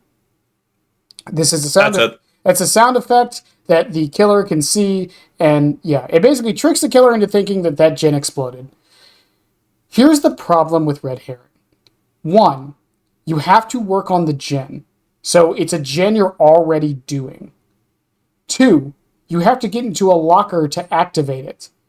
3, if you're using it correctly, you shouldn't be near the gen when it goes off, which is already a problem because you were working on it. So you don't even know if it did anything. And 4, who cares? It's a sound effect. Like, most killers don't go to that. Yeah. If the killer is doing their job correctly, they're in a chase. They don't care. And like, that combines itself, all 4 of those factors. And someone in chat just brought up Blast Mine. Yes, you can combine it with Blast Mine. But again, what does that really accomplish? Yeah, there's just nothing. Even if it goes off, it does nothing for you. You have to go through all these hoops to get an effect that doesn't do anything. Like, that's the thing. And yeah, for the Blast Mine, that can be funny. But again, that's a Blast Mine being funny. You could just work on the gen, put a Blast Mine on it, and when they down you, they're probably going to kick it. You get the same effect. And yeah, you don't get downed, I guess, from Red Herring. But again, you don't want to be nearby that gen. Like, there's so many things that just make it bad. And the thing is, they did this patch recently where they buffed all, like, the tricking perks. Yes. Like, Deception, Diversion, Pebble, yeah. Mirror Delusion got updates, same with Chem Trap and all the trap-based perks with the Dracula update. Yeah, like they did this patch with all this. I still do not know why Red Herring was not in that patch. It would have been the perfect patch for it. Yeah. I mean, Red Herring is quite literally a meme perk to go with like the whole gimmick of, oh, I'm tricking the killer with deception and lies. But it doesn't it even got nothing. It doesn't even do that well. That's the thing. Yeah, and all the other perks that are based around deception, they play on the meme perfectly. And there are some that still give you options that reliably it can make sense that it works. Like deception is a lovely locker perk that I like half the time. Like the situation where red herring would be quote useful is if there is a generator all the way in the middle of nowhere. Yeah. And you have a 3-gen on the other side of the map and the killer won't go away from it. And you want to break the 3-gen, so you want to do the middle gen. But the killer won't get away from that 3-gen, so your team is forced to do the far gen and then makes it a 3-gen anyways, and then blah, blah, blah. Few things there is, one, we have the gen kick thing. So that helps prevent that anyways. Two, the only way for you to get this to work, you would have to go to that far gen, start doing work on it for 3 seconds, and then run all the way back across the map, hope the killer doesn't see you during this time, hop in a locker, get the explosion to go off, and then hope the killer is dumb enough to go to the other side of the map. Yeah. But why would he? His 3-gen's right there. So, and then in an average game, it's like, okay, you do a gen for 3 seconds, and then you hop into a locker. Okay, well, you want to be away from the gen more than likely, because why would you want to stay nearby it when you're trying to make the killer come to you? So you have to go away from the gen you were just working on, wasting that time that you could just be doing the gen. And then you get into a locker to activate it again, hoping the killer is dumb enough to go over there. Yep. Like, it has... And that's not even counting the fact that it works on gens your teammates are working on. What do you mean? You could just throw your Sable into the fire. That's why she's here, right? So if you're doing a gen with your teammates, and you go and activate Red Herring on it, you're just screwing them over now. Like... It's a fundamentally designed perk, like badly designed perk. There's nothing. Yeah. You could buff the numbers all you wanted. It doesn't matter. It's like the effect is so bad, so inconsequential, so completely niche, and relies on the opponent messing up. Yes. That it's just bad. In the case of Red Herring, I will say I actually did talk about it. It was the first and technically only episode I ever did of the Bizarre Case, where I talked about, it's like why no one uses, but this is where characters' pick rates tend to be a little bit goofy. Like in the case of Zarina, she had Red Herring, which was in literally the negatives. For the people, which was around like 3 to 4% at the time, because Buckle Up was a thing. And then, of course, Off the Record, which is all the way up there. And because of the rules that I made, I'm like, well, this is a very odd case, because this isn't a character whose perks everyone uses, but at the same time, this isn't a perk or a character whose perks no one use. It's a bizarre situation. So I talked about Red Herring. I said that it's designed similar to Pebble and Deception. It's a meme perk. It's playing by its rules of deception and tomfoolery. And I said it's the worst of the bunch, too. Because, for the exact same reasons. Like, it relies on the killer leaning into the fact that something happened, but they just couldn't care. And I feel like the big reason why is just because it's not believable enough. Right, and so I made two changes in that video, and I want to know your thoughts on that. I have a whole rework idea. You're gonna love it. Ooh, alrighty. So I also talked about Minskull's rework, where he said change it to be a radio that you can deploy. I like the idea. I think it would be a great perk for a character from a video game that I would love as a license, but I think it removes what they were trying to do with Red Herring. So the first idea, instead of needing a locker to activate Red Herring, you press the secondary ability button, and the perk is on a 20-second cooldown. Okay, I can see that. Is that Matches with all the other deception-based perks and removes the need to go into a locker, especially considering you could be up against a Trickster or a Huntress and have Iron Maiden. Mm-hmm. And then the rework concept. After working on a generator for 5 seconds, you press the active ability button to trap the gen. The trap generator plays fake repair sounds, and the loud sound notification is played from the trap generator every, let's say 8 seconds. I said 5 in the video, but it could be randomized. Mm-hmm. The effect persists for 30 seconds, but it's removed if the killer kicks the gen, and reveals their aura for 5 seconds. Simply put, it rewards you if the killer does go for the trick with an aura read. And it makes it a lot more believable to think, oh, there's someone repairing the generator right over there, and they're missing skill checks. I like it. Like, they could make the miss skill checks randomized, so it's like every, 5 to 20 seconds a random skill check miss sound effect pops. So it makes it a bit more believable. But in my opinion, if they want to update Red Herring to keep the gimmick of it being the generator meme deception perk, this is the best way I think they could go. You ready for my idea? Oh, I'm always ready. So my idea for it is while repairing a generator, if you land a great skill check, a random generator explodes. Or does a fake explosion. Goes on a 20-second cooldown. Honestly, I kind of like that. Does not have, and I would add the clause, doesn't affect generators that are being repaired. Okay. That's a cute idea. That way you don't screw over your teammates. Would it be perfect? No. Would it still run into kind of the similar issues it does now? Yes, but it wouldn't have that problem of the locker requirement. The locker requirement, doing it on the gen you're actually working on. Again, that's been my idea for it. Yeah. I did a whole video on Red Herring about it, bringing up that idea. I don't mind your idea either. My problem with the activating the ability button is that it's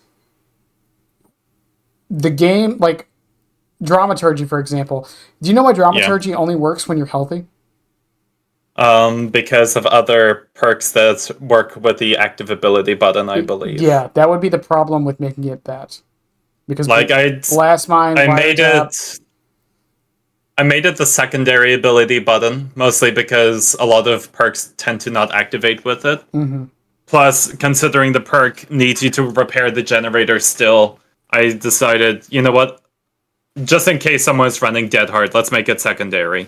So they don't just use Dead Hard randomly. But the thing is, my idea with it is, I think it keeps the theme. I think it keeps the purpose. But it makes it more, I don't want to say useful, but it makes it more common and more believable. Yeah. Because, again, the biggest problem I have with Red Herring is that it works on the gen you're working on. So you have to, pre-plan so far ahead to even maybe get the use out of it. Yeah. And the cooldown thing is there just so you can't just spam great skill checks. Yeah. Noise spam is a concern that I have a lot of the time when it comes to behavior balancing perks. Yeah. When they said they were removing the cooldown of any means necessary, I was worried that salty survivors would just run the perk and just spam throw a pallet and pick it up, spam throw and pick up every single time. And then I thought to myself, no, wait, that's stupid. Because they still have to go through a 3-minute animation. So the killer gets a 3-second breakthrough at every moment. Yeah. But yeah, no, I like the idea of your perk. And I think that the second rework idea that I brought up could actually be a trap-based perk, similar to Blast Mine or Chem Trap. Mm-hmm. But, in general, it's more so that we're just sitting around waiting for behavior to do anything with Red Herring. Again, it's so strange because they like I said, all Zarina's other 2 perks have either been touched or been inadvertently buffed in a way. And Red Herring is just there. And then we also had all those trap perks that were updated. Yeah, and then Red Herring wasn't in it. It's so weird. Red Herring is just... Red Herring was left out of the invite, okay? They just weren't cool enough. It's so strange. And it's again, even if you make the argument, well, behavior buffs or does changes based on data, well, the data would more than likely show red herring isn't ran ever. Mm. So it's so weird that they have done nothing to this perk. It just exists to drive you and me insane. Like, I don't get it. I can't fathom why they have not done anything to it. Like, even if it's not my idea, even if it's not your idea, the fact that they have not changed it in any way, shape, or form since Zarina's release. Correct me if I'm wrong on that. It might have been buffed at some point. I do not think it ever got changed, actually. Let me look. But that even makes it worse. Speaking about changes for perks. Yeah, it never got changed. Of course it didn't. So let's talk about a perk that has not been changed since the inception of this game. Because I'm going to talk about my last pick, and in my opinion, the worst survivor perk in the game. Mm-hmm. So, this perk has been in the game. Hold on. My Dead by Daylight closed. Let me pull it up on the good old DBD wiki. Because this perk, honestly, just... I forget about it in my brain. Because I don't even think about it. Okay. So, this is a old perk. Back in the good old days when Dead by Daylight was happening. I don't know. I'm not 2016 old Dead by Daylight veteran. But this is not happening. Oh my god. Is the perk of all time. Yes. Yes, it is. Because this is not happening. Increases the great skill check zone when healing or repairing by 30% when you are injured. I'm sorry, what? Just make it healthy. Like... Okay, so in the case of this is not happening, I can see that it's a universal perk, so everyone has it. In the case of behavior, they tend to make universal perks more new player friendly because everyone has access to it, and most likely the people who don't have access to the other perks are brand new players. So it's like, okay, we're going to give you perks that help teach you the fundamentals of the game and help boost you up. Okay, this is not happening do for you? Well, you need to be injured. Immediately, that's a bad move. A lot of survivors who are new to the game are petrified of being injured. And if you're going to give them an injured effect on a perk, it needs to have a good effect for the new player. Like in the case of Iron Will, like the case of Resilience, and recently in the case of Deadline. This is not happening, just increases the great skill check zone. And that's it. And it doesn't affect, like, the amount of progress you gain from great skill check. It's just the zone that you're able to land. And it's a 30% increase boost. That's not a lot. It turns it from, like, a millimeter into a 1.1 milliliter in size. It's not affecting it all that much.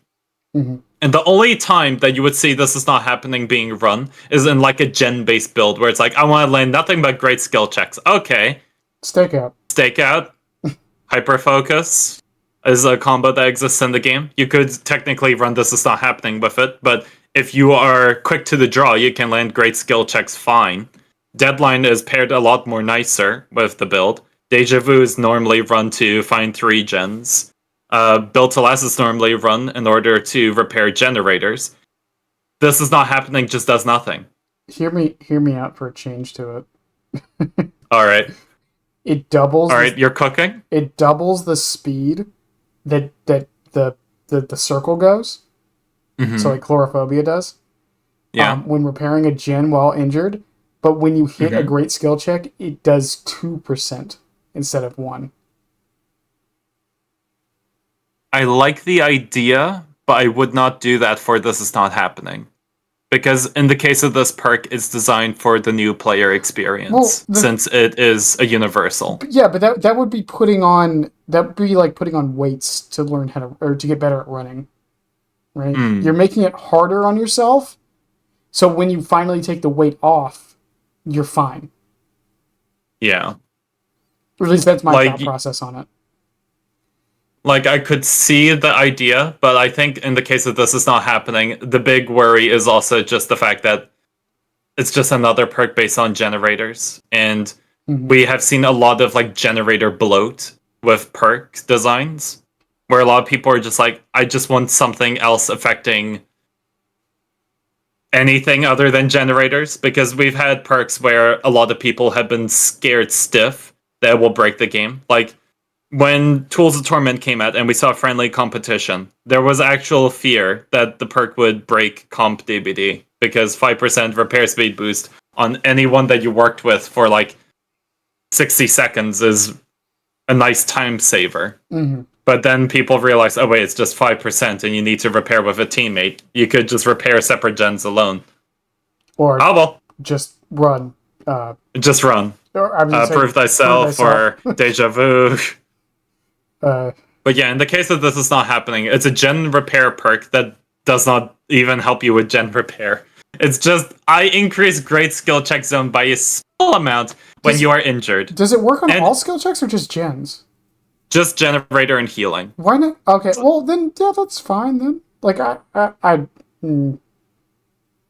Like, I just don't like this is not happening, mostly because it's a perk that's designed for the new player experience. And it's like, okay, affect skill checks, like, size. Like, that's fine. Like, new players have a difficult time already landing skill checks.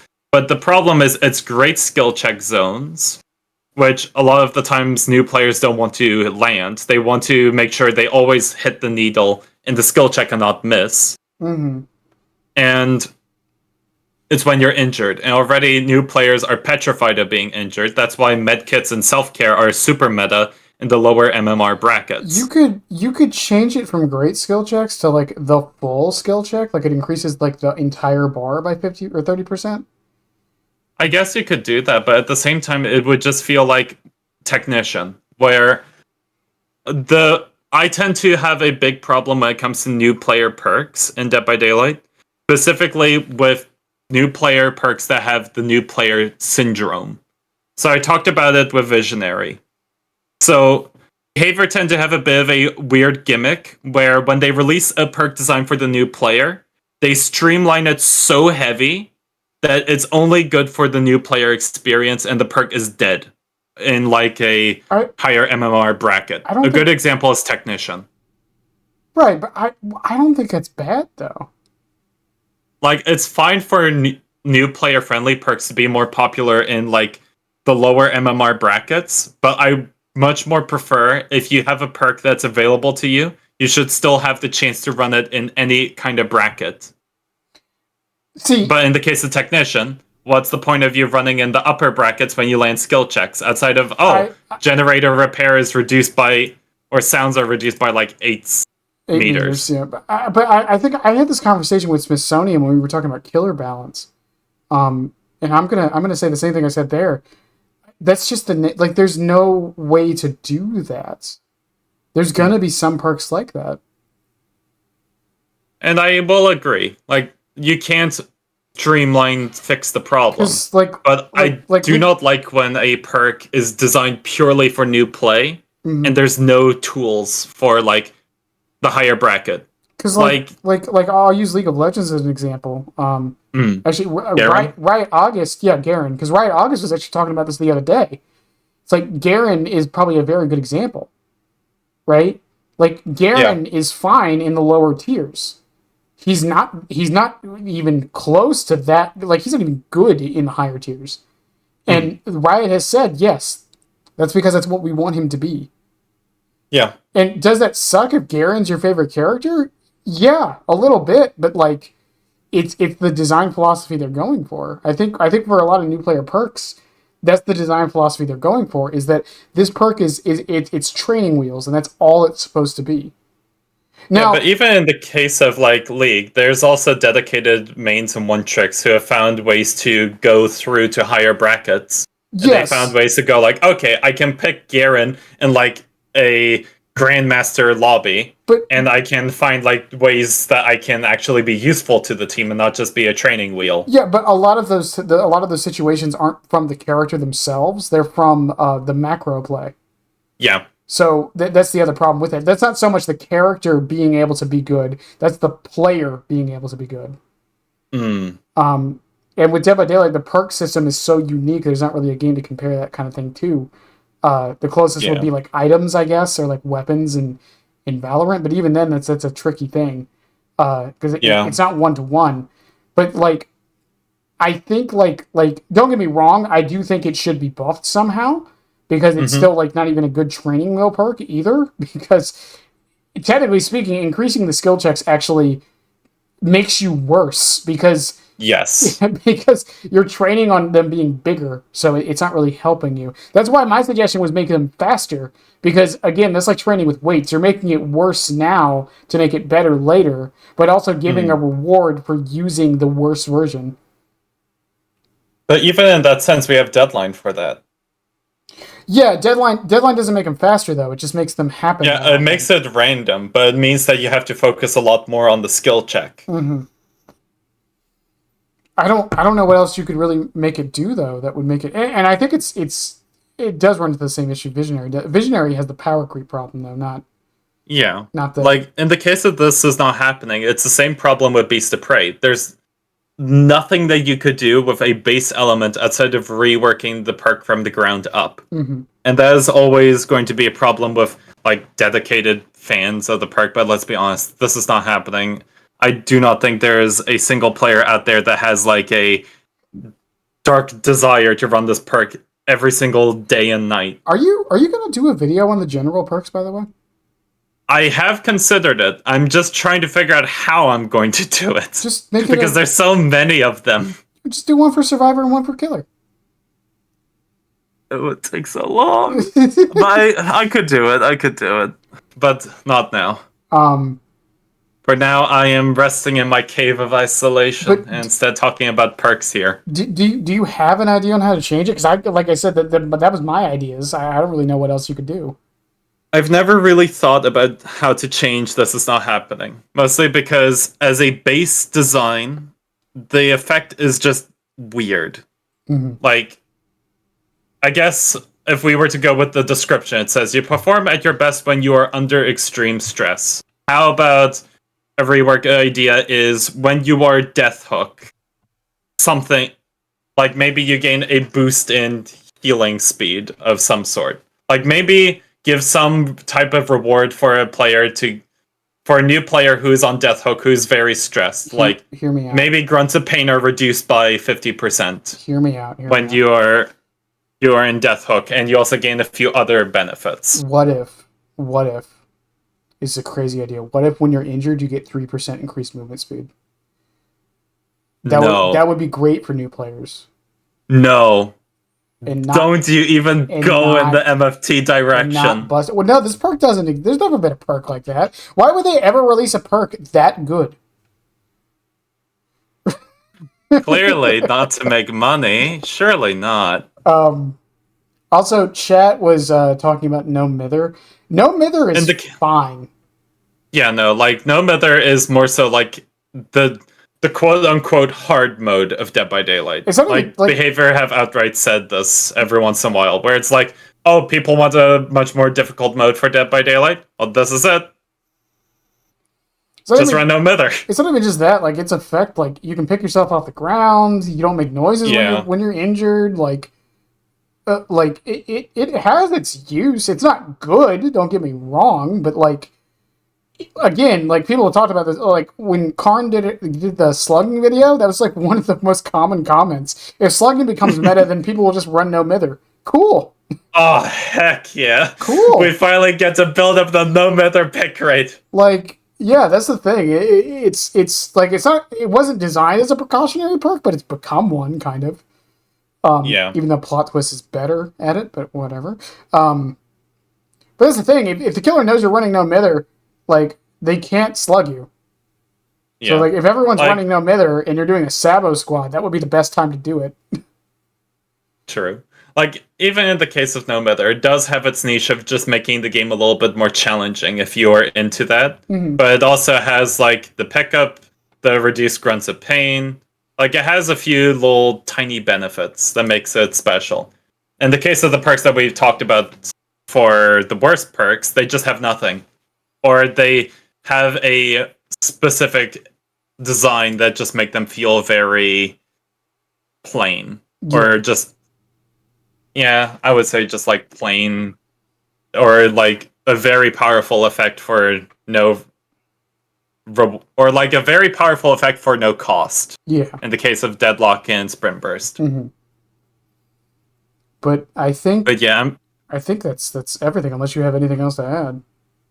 I'm trying to think if there. Oh, I could bring up an honorable mention of Cut Loose. I was tempted to put it on the list, but I love it way too much. I like Cut Loose.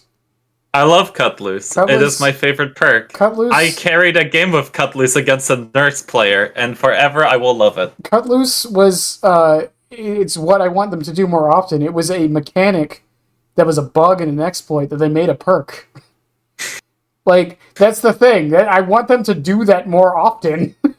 Yeah. Like, it was so fun. Remember the thing where you could do where, like, if you drop from a height, you could, like, instantly vault to a window behind you? I remember that tech existing. Yeah, like, I know a lot of comp players like to use it. Yeah, I want or that as used to use it. I want that as a perk. That would be sick. Like a quick turn perk or something. Remember the bug with like items, like flashlights, when you vaulted, you would be able to just reverse the vault backwards. Mm-hmm. I know that someone or Scott said he would love that as a perk idea. I'd also like I know locker saves were very dumb with flashlights. My idea for a perk for that is that you can blast mine a locker. Just place a You place a trap like on the door. You go into the locker and you take the face hugger from Alien and you stuff it in there. That will teach the Skull Merchant players. I would love that, because it wouldn't even really be that good. But like, think about it. You hop in a locker. The killer opens it. They get like stunned for a couple seconds. It would be very similar to Head On, but like you would have to preemptively do it on the locker, right? You have to plan ahead. And then you jump in the locker, they open it, they get flashbanged, and then you can run away. They've been affected by the Pharaoh's curse. Like, would it be a little annoying on the killer side? Probably, but it wouldn't be that good. Yeah. But like, again, like I said, that's the idea of like taking something that was an exploit in the tech and making it a perk. I like it when they do that stuff. It just adds a bit more goofy stuff to the game. Mm-hmm. Another perk I guess we could talk about is low profile. Oh god. I played Chaos Shuffle and I got low profile, and I thought to myself, I am going to have a dead perk in my hand. And then I learned low profile activates multiple times. Yeah. I did not know this. Yeah, it's just... And I actually managed to recover my teammates like 5 different times, and low profile kept activating, allowing me to escape every single chance. We all died that game still, but it was the one time where I actually saw the potential of what low profile could do. Yeah, low profile... That is a stealth perk to help reset a team from the ground up. Low profile is also like a good template that I think Soul Survivor should change to. Where instead of when everyone is dead, it's when everyone is incapacitated somehow. Yeah. So if 3 people are on the hook or 3 people are slugged, then Soul Survivor activates. Yeah. And then obviously nerf the numbers a bit, because it would be insane if it worked the way it does now. True. Yes, a 75% repair speed boost when 3 people are on the floor. That sounds amazing. I mean, honestly, though, if they did do that, like, it would prevent slugging because it's a mere existence. True. It would be similar to, like how old BT was a must-pick perk, and how most players just counted to, like, 10 seconds for BT, even if no one had BT. Yeah, same with Decisive Strike, then and now. True. It's like, you have to assume everyone has it. And I made this argument before, the killer side does not have enough of those perks. Okay, I have an idea for this is not happening. Huh. When you are on Death Hook, this perk activates. You gain a 5% increase to vaulting, healing, repair boosting. Oh, and also interactions with stuff like chests and totems. When you're on Death Hook, so it's not just Yes. it's not just breakfast.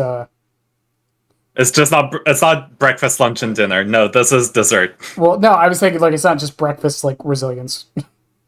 Yes. Okay. It's diet resilience. Okay. I actually think it would be a nice perk. It would be a nice option for new players who suspect they'll be on Death Hook and they're afraid. Yeah, I could see And it would still be an option available for veteran players. And Theo, I know you mentioned the BP reward for No Mither. I don't think it should give a BP reward. I think I could see it, but like I think again, it gives you enough benefits on top of the downside that I don't think it should give a BP reward. Like I think we could. I could see it, but like I don't know. Maybe it increases the amount you get rather than ups the cap. But then again, I don't know. I think other perks we could talk about is like rates. I already made like a video on that, and it's more so byproducts of time. We could talk about the one perk that everyone stopped talking about again. Which one was that? Shoulder a burden. Shoulder your burden. Ooh, that would be a nice one to talk about. I think it's fine. Me too. I think it's. I think people are just going a little bit crazy. I think this is like a Wicked situation where people are stressing over the comp scene. They're stressing over like Swifts who are just going to run into the basement, and they're going to be all the way in the corner in the back room, and they're going to want you to hook them. It's like you still get a hook state. I do think the expose time should be a little bit longer, maybe 45 seconds. But I feel like it's more so just to prevent the survivor running in and just face tanking a hook removal from them. Yeah. Because it's like... Hold on, I'm trying to think. So I had a game where I had a friend. He wanted me to run Shoulder Your Burden, and he ran Deli. And I went to save a teammate, and I went to use Shoulder Your Burden, but the killer was in front of me. He one-tapped me, and the other girl, for some odd reason, decided to heal me. And she got hit on the floor again. I'm now on Death Hook, and that girl is now on First Hook again. Yeah. Meaning that if I get caught out, or if I get tunneled, I'm going to die. And it's because of a mistake I made. Because I decided to go and unhook right in the killer's face with Shoulder Your Burden. I think that's why the expose exists. Yeah. Just to make sure situations like that don't happen. And then for like a player like me, like a lot of times I end up not getting chased very often. Because of how I play. It's not because I hide all the time, it's just this isn't me being pretentious. I'm smart and know when to hide to waste the killer's time. Anyways, so as a result, I often don't really get hooked that often. So Shoulder Your Burden is probably a perk I'm going to run because it means I can take aggro without actually taking aggro. Because I would unironically run it too in some builds. There are those situations where it's like, okay, well, this person's getting tunneled. I would like to help them, and the killer just completely ignores me. Right? Yep. Even if they hit me, they just run. They just run for them. I try to, take more aggro, and it doesn't work. They just leave me on the ground. With Shoulder Your Burden, I don't have to do that. I can just do my own thing. And then once I get the opportunity, go over, unhook them, and give them my hook state. Right? And like, the whole, like, it's going to make things worse for killers who can't 12 hook. I mean, if anything, I'm kind of glad it's coming to the game to show that problem more. Yeah. If that's the case. Because the thing is, like, we can all complain about these killers that are like, oh, well, they can't 12 hook. Well, until behavior sees the data, it doesn't matter. And I think this perk will finally show them that data. Yeah. Okay, I think a problem about discussing Shoulder Your Burden is that I think this is the only perk that behavior could make that pushes anti-tunnel or like anti-tunnel to its limits. Yeah. This is the only perk that I think that behavior could genuinely make that would be a direct counter to it. Because the person who's getting tunneled, you can now give them a fourth chance. Or even a fifth or a sixth if your other teammates are running Shoulder Your Burden. And if the killer is genuinely going out of their way to tunnel that player out, I'm sorry, but then it's on the killer's fault for not going after the other 3 people that now have a free hook state that you can delete. Exactly. This is more so. I think Shoulder Your Burden does have issues. Like, it's more so a wait and see. Like, whenever I see a perk that's in the game and I think it has a chance to be really strong, like Forced Hesitation, when I first saw it, I thought this is a really powerful effect. And if it's buffed, it will be exactly like Eruption. A perk that no one used, but then it got buffed and all of a sudden people realize, yeah, no, it's stupid strong. Mm-hmm. This is more of a wait and see period. We should wait for behavior to just ship it over, let it swim in the waters, see how it does. If it breaks the game, then we have to change it. If it doesn't bat an eye, and it's just people on Twitter who's crying about it, leave it be. Well, the other thing with it too is like, the only fear I have with it is that its existence is going to make slugging more common. But again, as the same argument I have with the 12 hook thing for weaker killers, I think it would finally be the nail in the coffin to show behavior that slugging is a problem. Yeah. You know what I mean? I will say, I think behavior have been looking more into anti-slug, especially since they went a little bit overboard with We're Gonna Live Forever. Mm-hmm. And all the way back when they tried Finisher Mores for the first time with the Ace Kit Unbreakable. Yeah. So, like in general, I don't think it's off the plate. It's more so they're just looking for healthy ways to introduce it. Yeah, and we'll see what they do with that in the future. I have hopes. Again, we're in this weird period with the game right now where it's okay for the most part, but there's these other issues that are so they're kind of, outlier is the wrong word, but they're so not on the devs' radar for one reason or another. Yeah. And, you know, a lot of us who play a bunch see them more often, of course, but that's just always going to be the case. And I'm hoping that within the next year, especially once the licenses slow down and behavior can kind of do their own thing a little bit more, that we'll see the changes we need for the game for these kinds of things. Again, I think again, the other problem I have with Shoulder of Burden complaints, Shoulder Your Burden is a perk that people have been asking for years.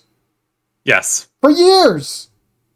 People have wanted this perk for years. It finally comes out and behavior like, we did it! It took us years, but we did it! We added the perk you guys wanted! Now every other person is like, what is this? Explain yourself, behavior! Why did you make this busted perk? And they're like, but you wanted this! Like, even they started crying. Even, like, and most people who came up with the suggestion never even mentioned, like, a downside to it. Yeah. The behavior added a downside to it. Like, when I saw the perk, I immediately thought of Scott John's video on suggesting how to stop tunneling. And that was a base kit element, not even a perk. That's the other thing with this, too. And this is the thing with, like, adding, like, a perk that might become meta.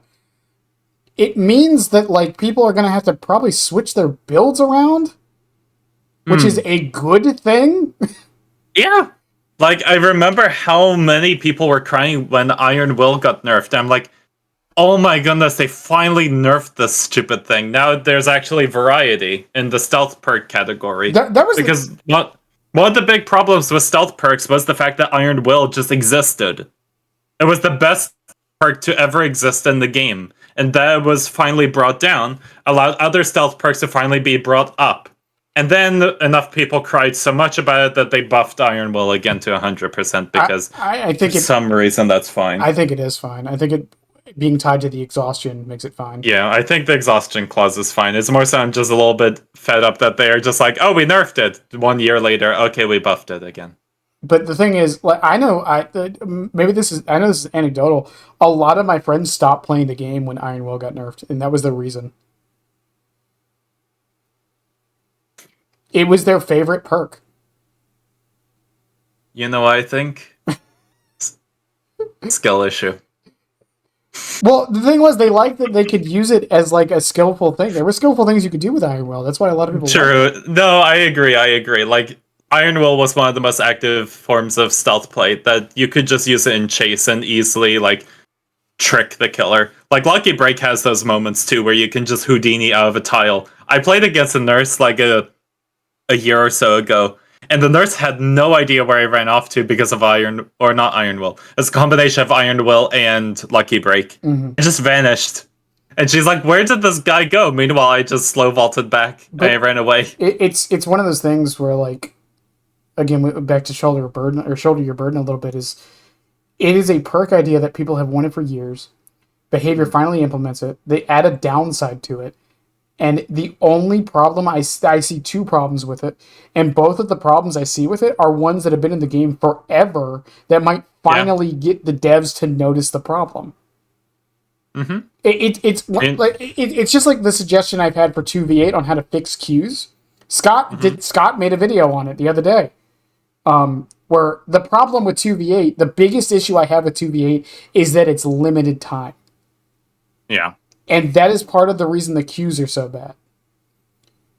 So we have to make it permanent. The problem with making it permanent is that queues are going to suck for about 2 to 3 months. Yep. But the thing is, I think we have to bite that bullet. What do you mean? We already suffered 9 months of Wesker popularity. Like, I think that's the thing. I think we're so scared to bite these bullets like this, and I don't get why. It's like, just be a little patient, right? I'll tell you why. There's a funny blue bird with a bunch of people that flock near it, and unfortunately, the developers like to listen to those crazy people. It's just like I would rather 2v8 be permanent than the whole idea of it being FOMO to play it goes away after 3 months, and I have to suffer through bad queues for 3 months.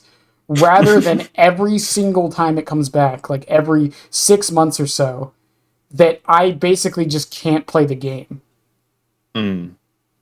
Like, I would take the 2 months of not being able to play the game, and then things go back to normal, rather than every 6 months I just can't play the game for 2 weeks. Yeah, no. Like, and I agree with you. And the other thing with it, so let's say they kept 2v8 permanent, right? And let's say, and here's the thing, because they have the perfect opportunity to do it now, and they won't. 2v8 is in the game right now for, is it 2 weeks or 3? It's 3 weeks, right? I think it's 3 weeks, like every other event. Yeah, so the thing is, once 2v8's over, Houndmaster comes out. If 2v8 was permanent, when Houndmaster comes out, I guarantee you queues would go back to normal. Yeah. Because the new content's out and you can't play it in 2v8. So, like I think they already have a structure that would kind of solve the solution. Yeah. I think this is similar to, like, League with ARAM and, like, the Summoner's Rift. ARAM has been made a base element for the game for so long that it's become one of the most popular, like, casual audience sites. Where, like, it's pretty much the only spot outside of Arena that pops up for limited times, where the casual audience has a place to go to have fun. Meanwhile, in the case of Summoner's Rift, that is the spot where a lot of the comp sweats like to play. Yeah. It would unironically be, in a really goofy way, a competitive mode for Dead by Daylight, where we just have 2v8, where it's just for the casual audience who just want to play the game because they like the mechanics. And then we have the comp scene where you get to run specific perks. Yeah. Did you see my video on the ranked mode? A little bit of it. I need to watch more, though. I'm doing a follow-up for it, but my idea was take the 2v8 system, make it into the 1v4 system, and that's your ranked mode. Like, I think it more so, like, I don't think Behavior could ever make, like, a full-on rank mode for Dead by Daylight. Instead, I think the only way they could realistically do it is in the case of, like, League, where you have two separate modes, and the community just make a unanimous decision of, oh, this is the casual mode and this is the sweat mode. So my idea for it is basically you keep, because the biggest problem with the ranked mode in this game is perks, in my opinion. So if we just do the class system from 2v8 for Survivor, well, there's the Survivor perks taken care of, and for Killer, you keep the classes, which we already have. Again, that solves the perk issue. And then for add-ons, you give every killer like an archetype they can play. So like for Myers, you have you know how all the killers in 2v8 have like base add-ons? Yeah, for Myers, for example, you have one set of Myers one set for Myers that's scratch mirror. Stealth focused, one that's focused on stalking. And then one that's tier 3. Or Okay. like tier 3 focused. And then for Blight, you have one that's like speed, one that's like breaking pallets, one that's about, I don't know, aura reading or something. I'd have to look through all of Let's make it a hug tech. But that's my point. Like you could split the killers into like these sets for their add-ons, and then you could have classes for the perks. I think it would help push like certain archetypes that some of the killers have that are a lot more fun and gimmicky, but players just rely on the default. And the argument can be made, well, wouldn't Nurse and Blight be played like at the top end? Yeah, they already are though, so who cares? You're never gonna fix that. Yeah, unfortunately, they're here to stay until Nurse or Blight get Giga Shotgun nerf. Well, and the thing is... And even then, I think they would still be like a solid B. But with my system, though, you could just individually nerf those archetypes. So for Nurse, for example, you could just make it so all of her archetypes only have like one add-on. Instead of like Trapper, whose would have like 6 of them. You know what I mean? Even then, he would still struggle. He probably would, but it would help put him in line. You know what I mean? Yeah, he would finally be a D tier character, and it would also finally it would also mean that they could you could have 2 separate balances that wouldn't affect each other. Because so let's say they buff Myers in the base game. Well, that buff would obviously go over to 2v, the ranked mode I had proposed. But you could then nerf the archetype numbers. So, like, let's say they increased Myers' stock speed. Well, then you go over to the ranked mode, and then like, okay, well, in the stocking archetype, we lowered a little bit on the stocking speed to bring it so it's the same as it is in the base mode, or like only a slightly bit better. Like, I think the only worry with doing that is if you release a brand new character and you have to not only account for the balance in the base game, but also now with 2v8. And I feel like that would end up delaying the character or rushing certain parts of them a little bit further. Since now they have to apply the focus not only on the base, but also on the ranked mode. Just give it 3 months. So when the character comes out, they're not in the ranked mode until 3 months later. Okay. Okay, fair enough. That way it gives people time to figure out the archetypes. It gives time for people to learn the character. And it means that it wouldn't interrupt the ranked mode. But even then, I think it will work itself out, even if they put it in there initially. The biggest problem with new characters would be the archetypes. Because they aren't predetermined yet. Fair enough. But even then, that actually, like, the archetype system actually might let behavior get a little bit more creative with the add-ons. Because now they have to take that into account. So add-ons couldn't just be number buffs all the time. You know what I mean? Oh, fantastic. Everyone gets Alucard Shield or Cuba Zoe. The one problem would be, like, if behavior misjudges how strong a character is. But again, that's every game with a ranked mode. This happens in League, like, every time a new character is released. They're busted for, like, a month. Or a character is in the negatives with pick rate, or not pick rate, win rate. Like, remember Yumi used to have the lowest win rate next to Syndra. Yeah, and then, like, when Ornn came out, like, he was really bad. Yeah. I know Hui had a really low win rate when he released, but all of those are just because people didn't know how to play them yet. Ornn's was a mix of a few things, but that was part of it. Yeah, and then there was Aurora, who was the recent example where her win rate was actually fine, and when that happened, everyone started screaming because they realized what the problem is. If her win rate is in the 50, that means, oh no, people don't know how to play her and they're already winning half their games. What happens when she does know how to play the game? But I think... And so Aurora devastated League for a month. Then she got reworked. But I think we're going to end it here, because I think we got lost in the sauce a little bit. Um, Again, as always, I know we talked about this months ago, and I'm glad we finally did it. I want to thank you for coming on. No problem.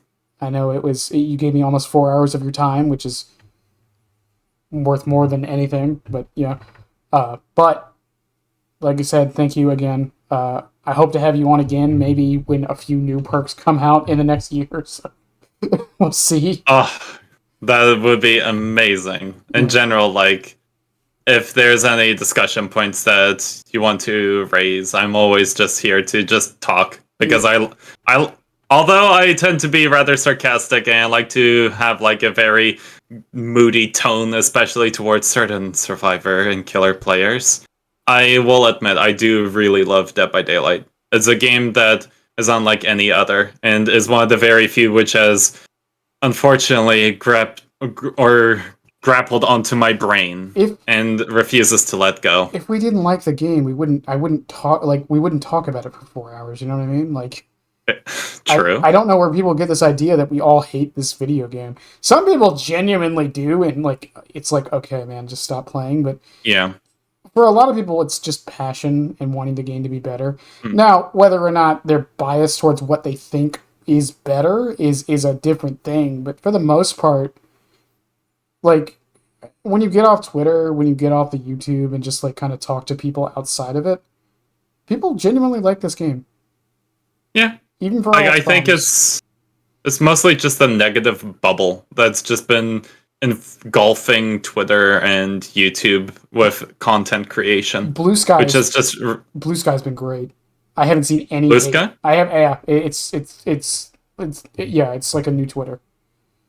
I already have an account on it since I saw a lot of people flocking from it's what Mr. Musk has been doing with Twitter. It is so good. I haven't seen the word hate, but maybe 3 times.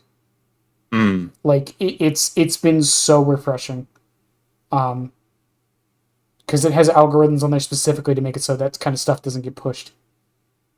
Okay, that's good to hear. Yeah. But yeah. But in any case, I guess we'll call it there. For those who are on the YouTubes, I appreciate you guys watching the whole thing. Again, I check my analytics. I know people do. But I love y'all, as always. Have a good one, and yeah. Bye. All right, and to celebrate, just real quick, thank you for having me here. And last, but of course... Every time. He does this every time. We play offline, and he does this every time he leaves.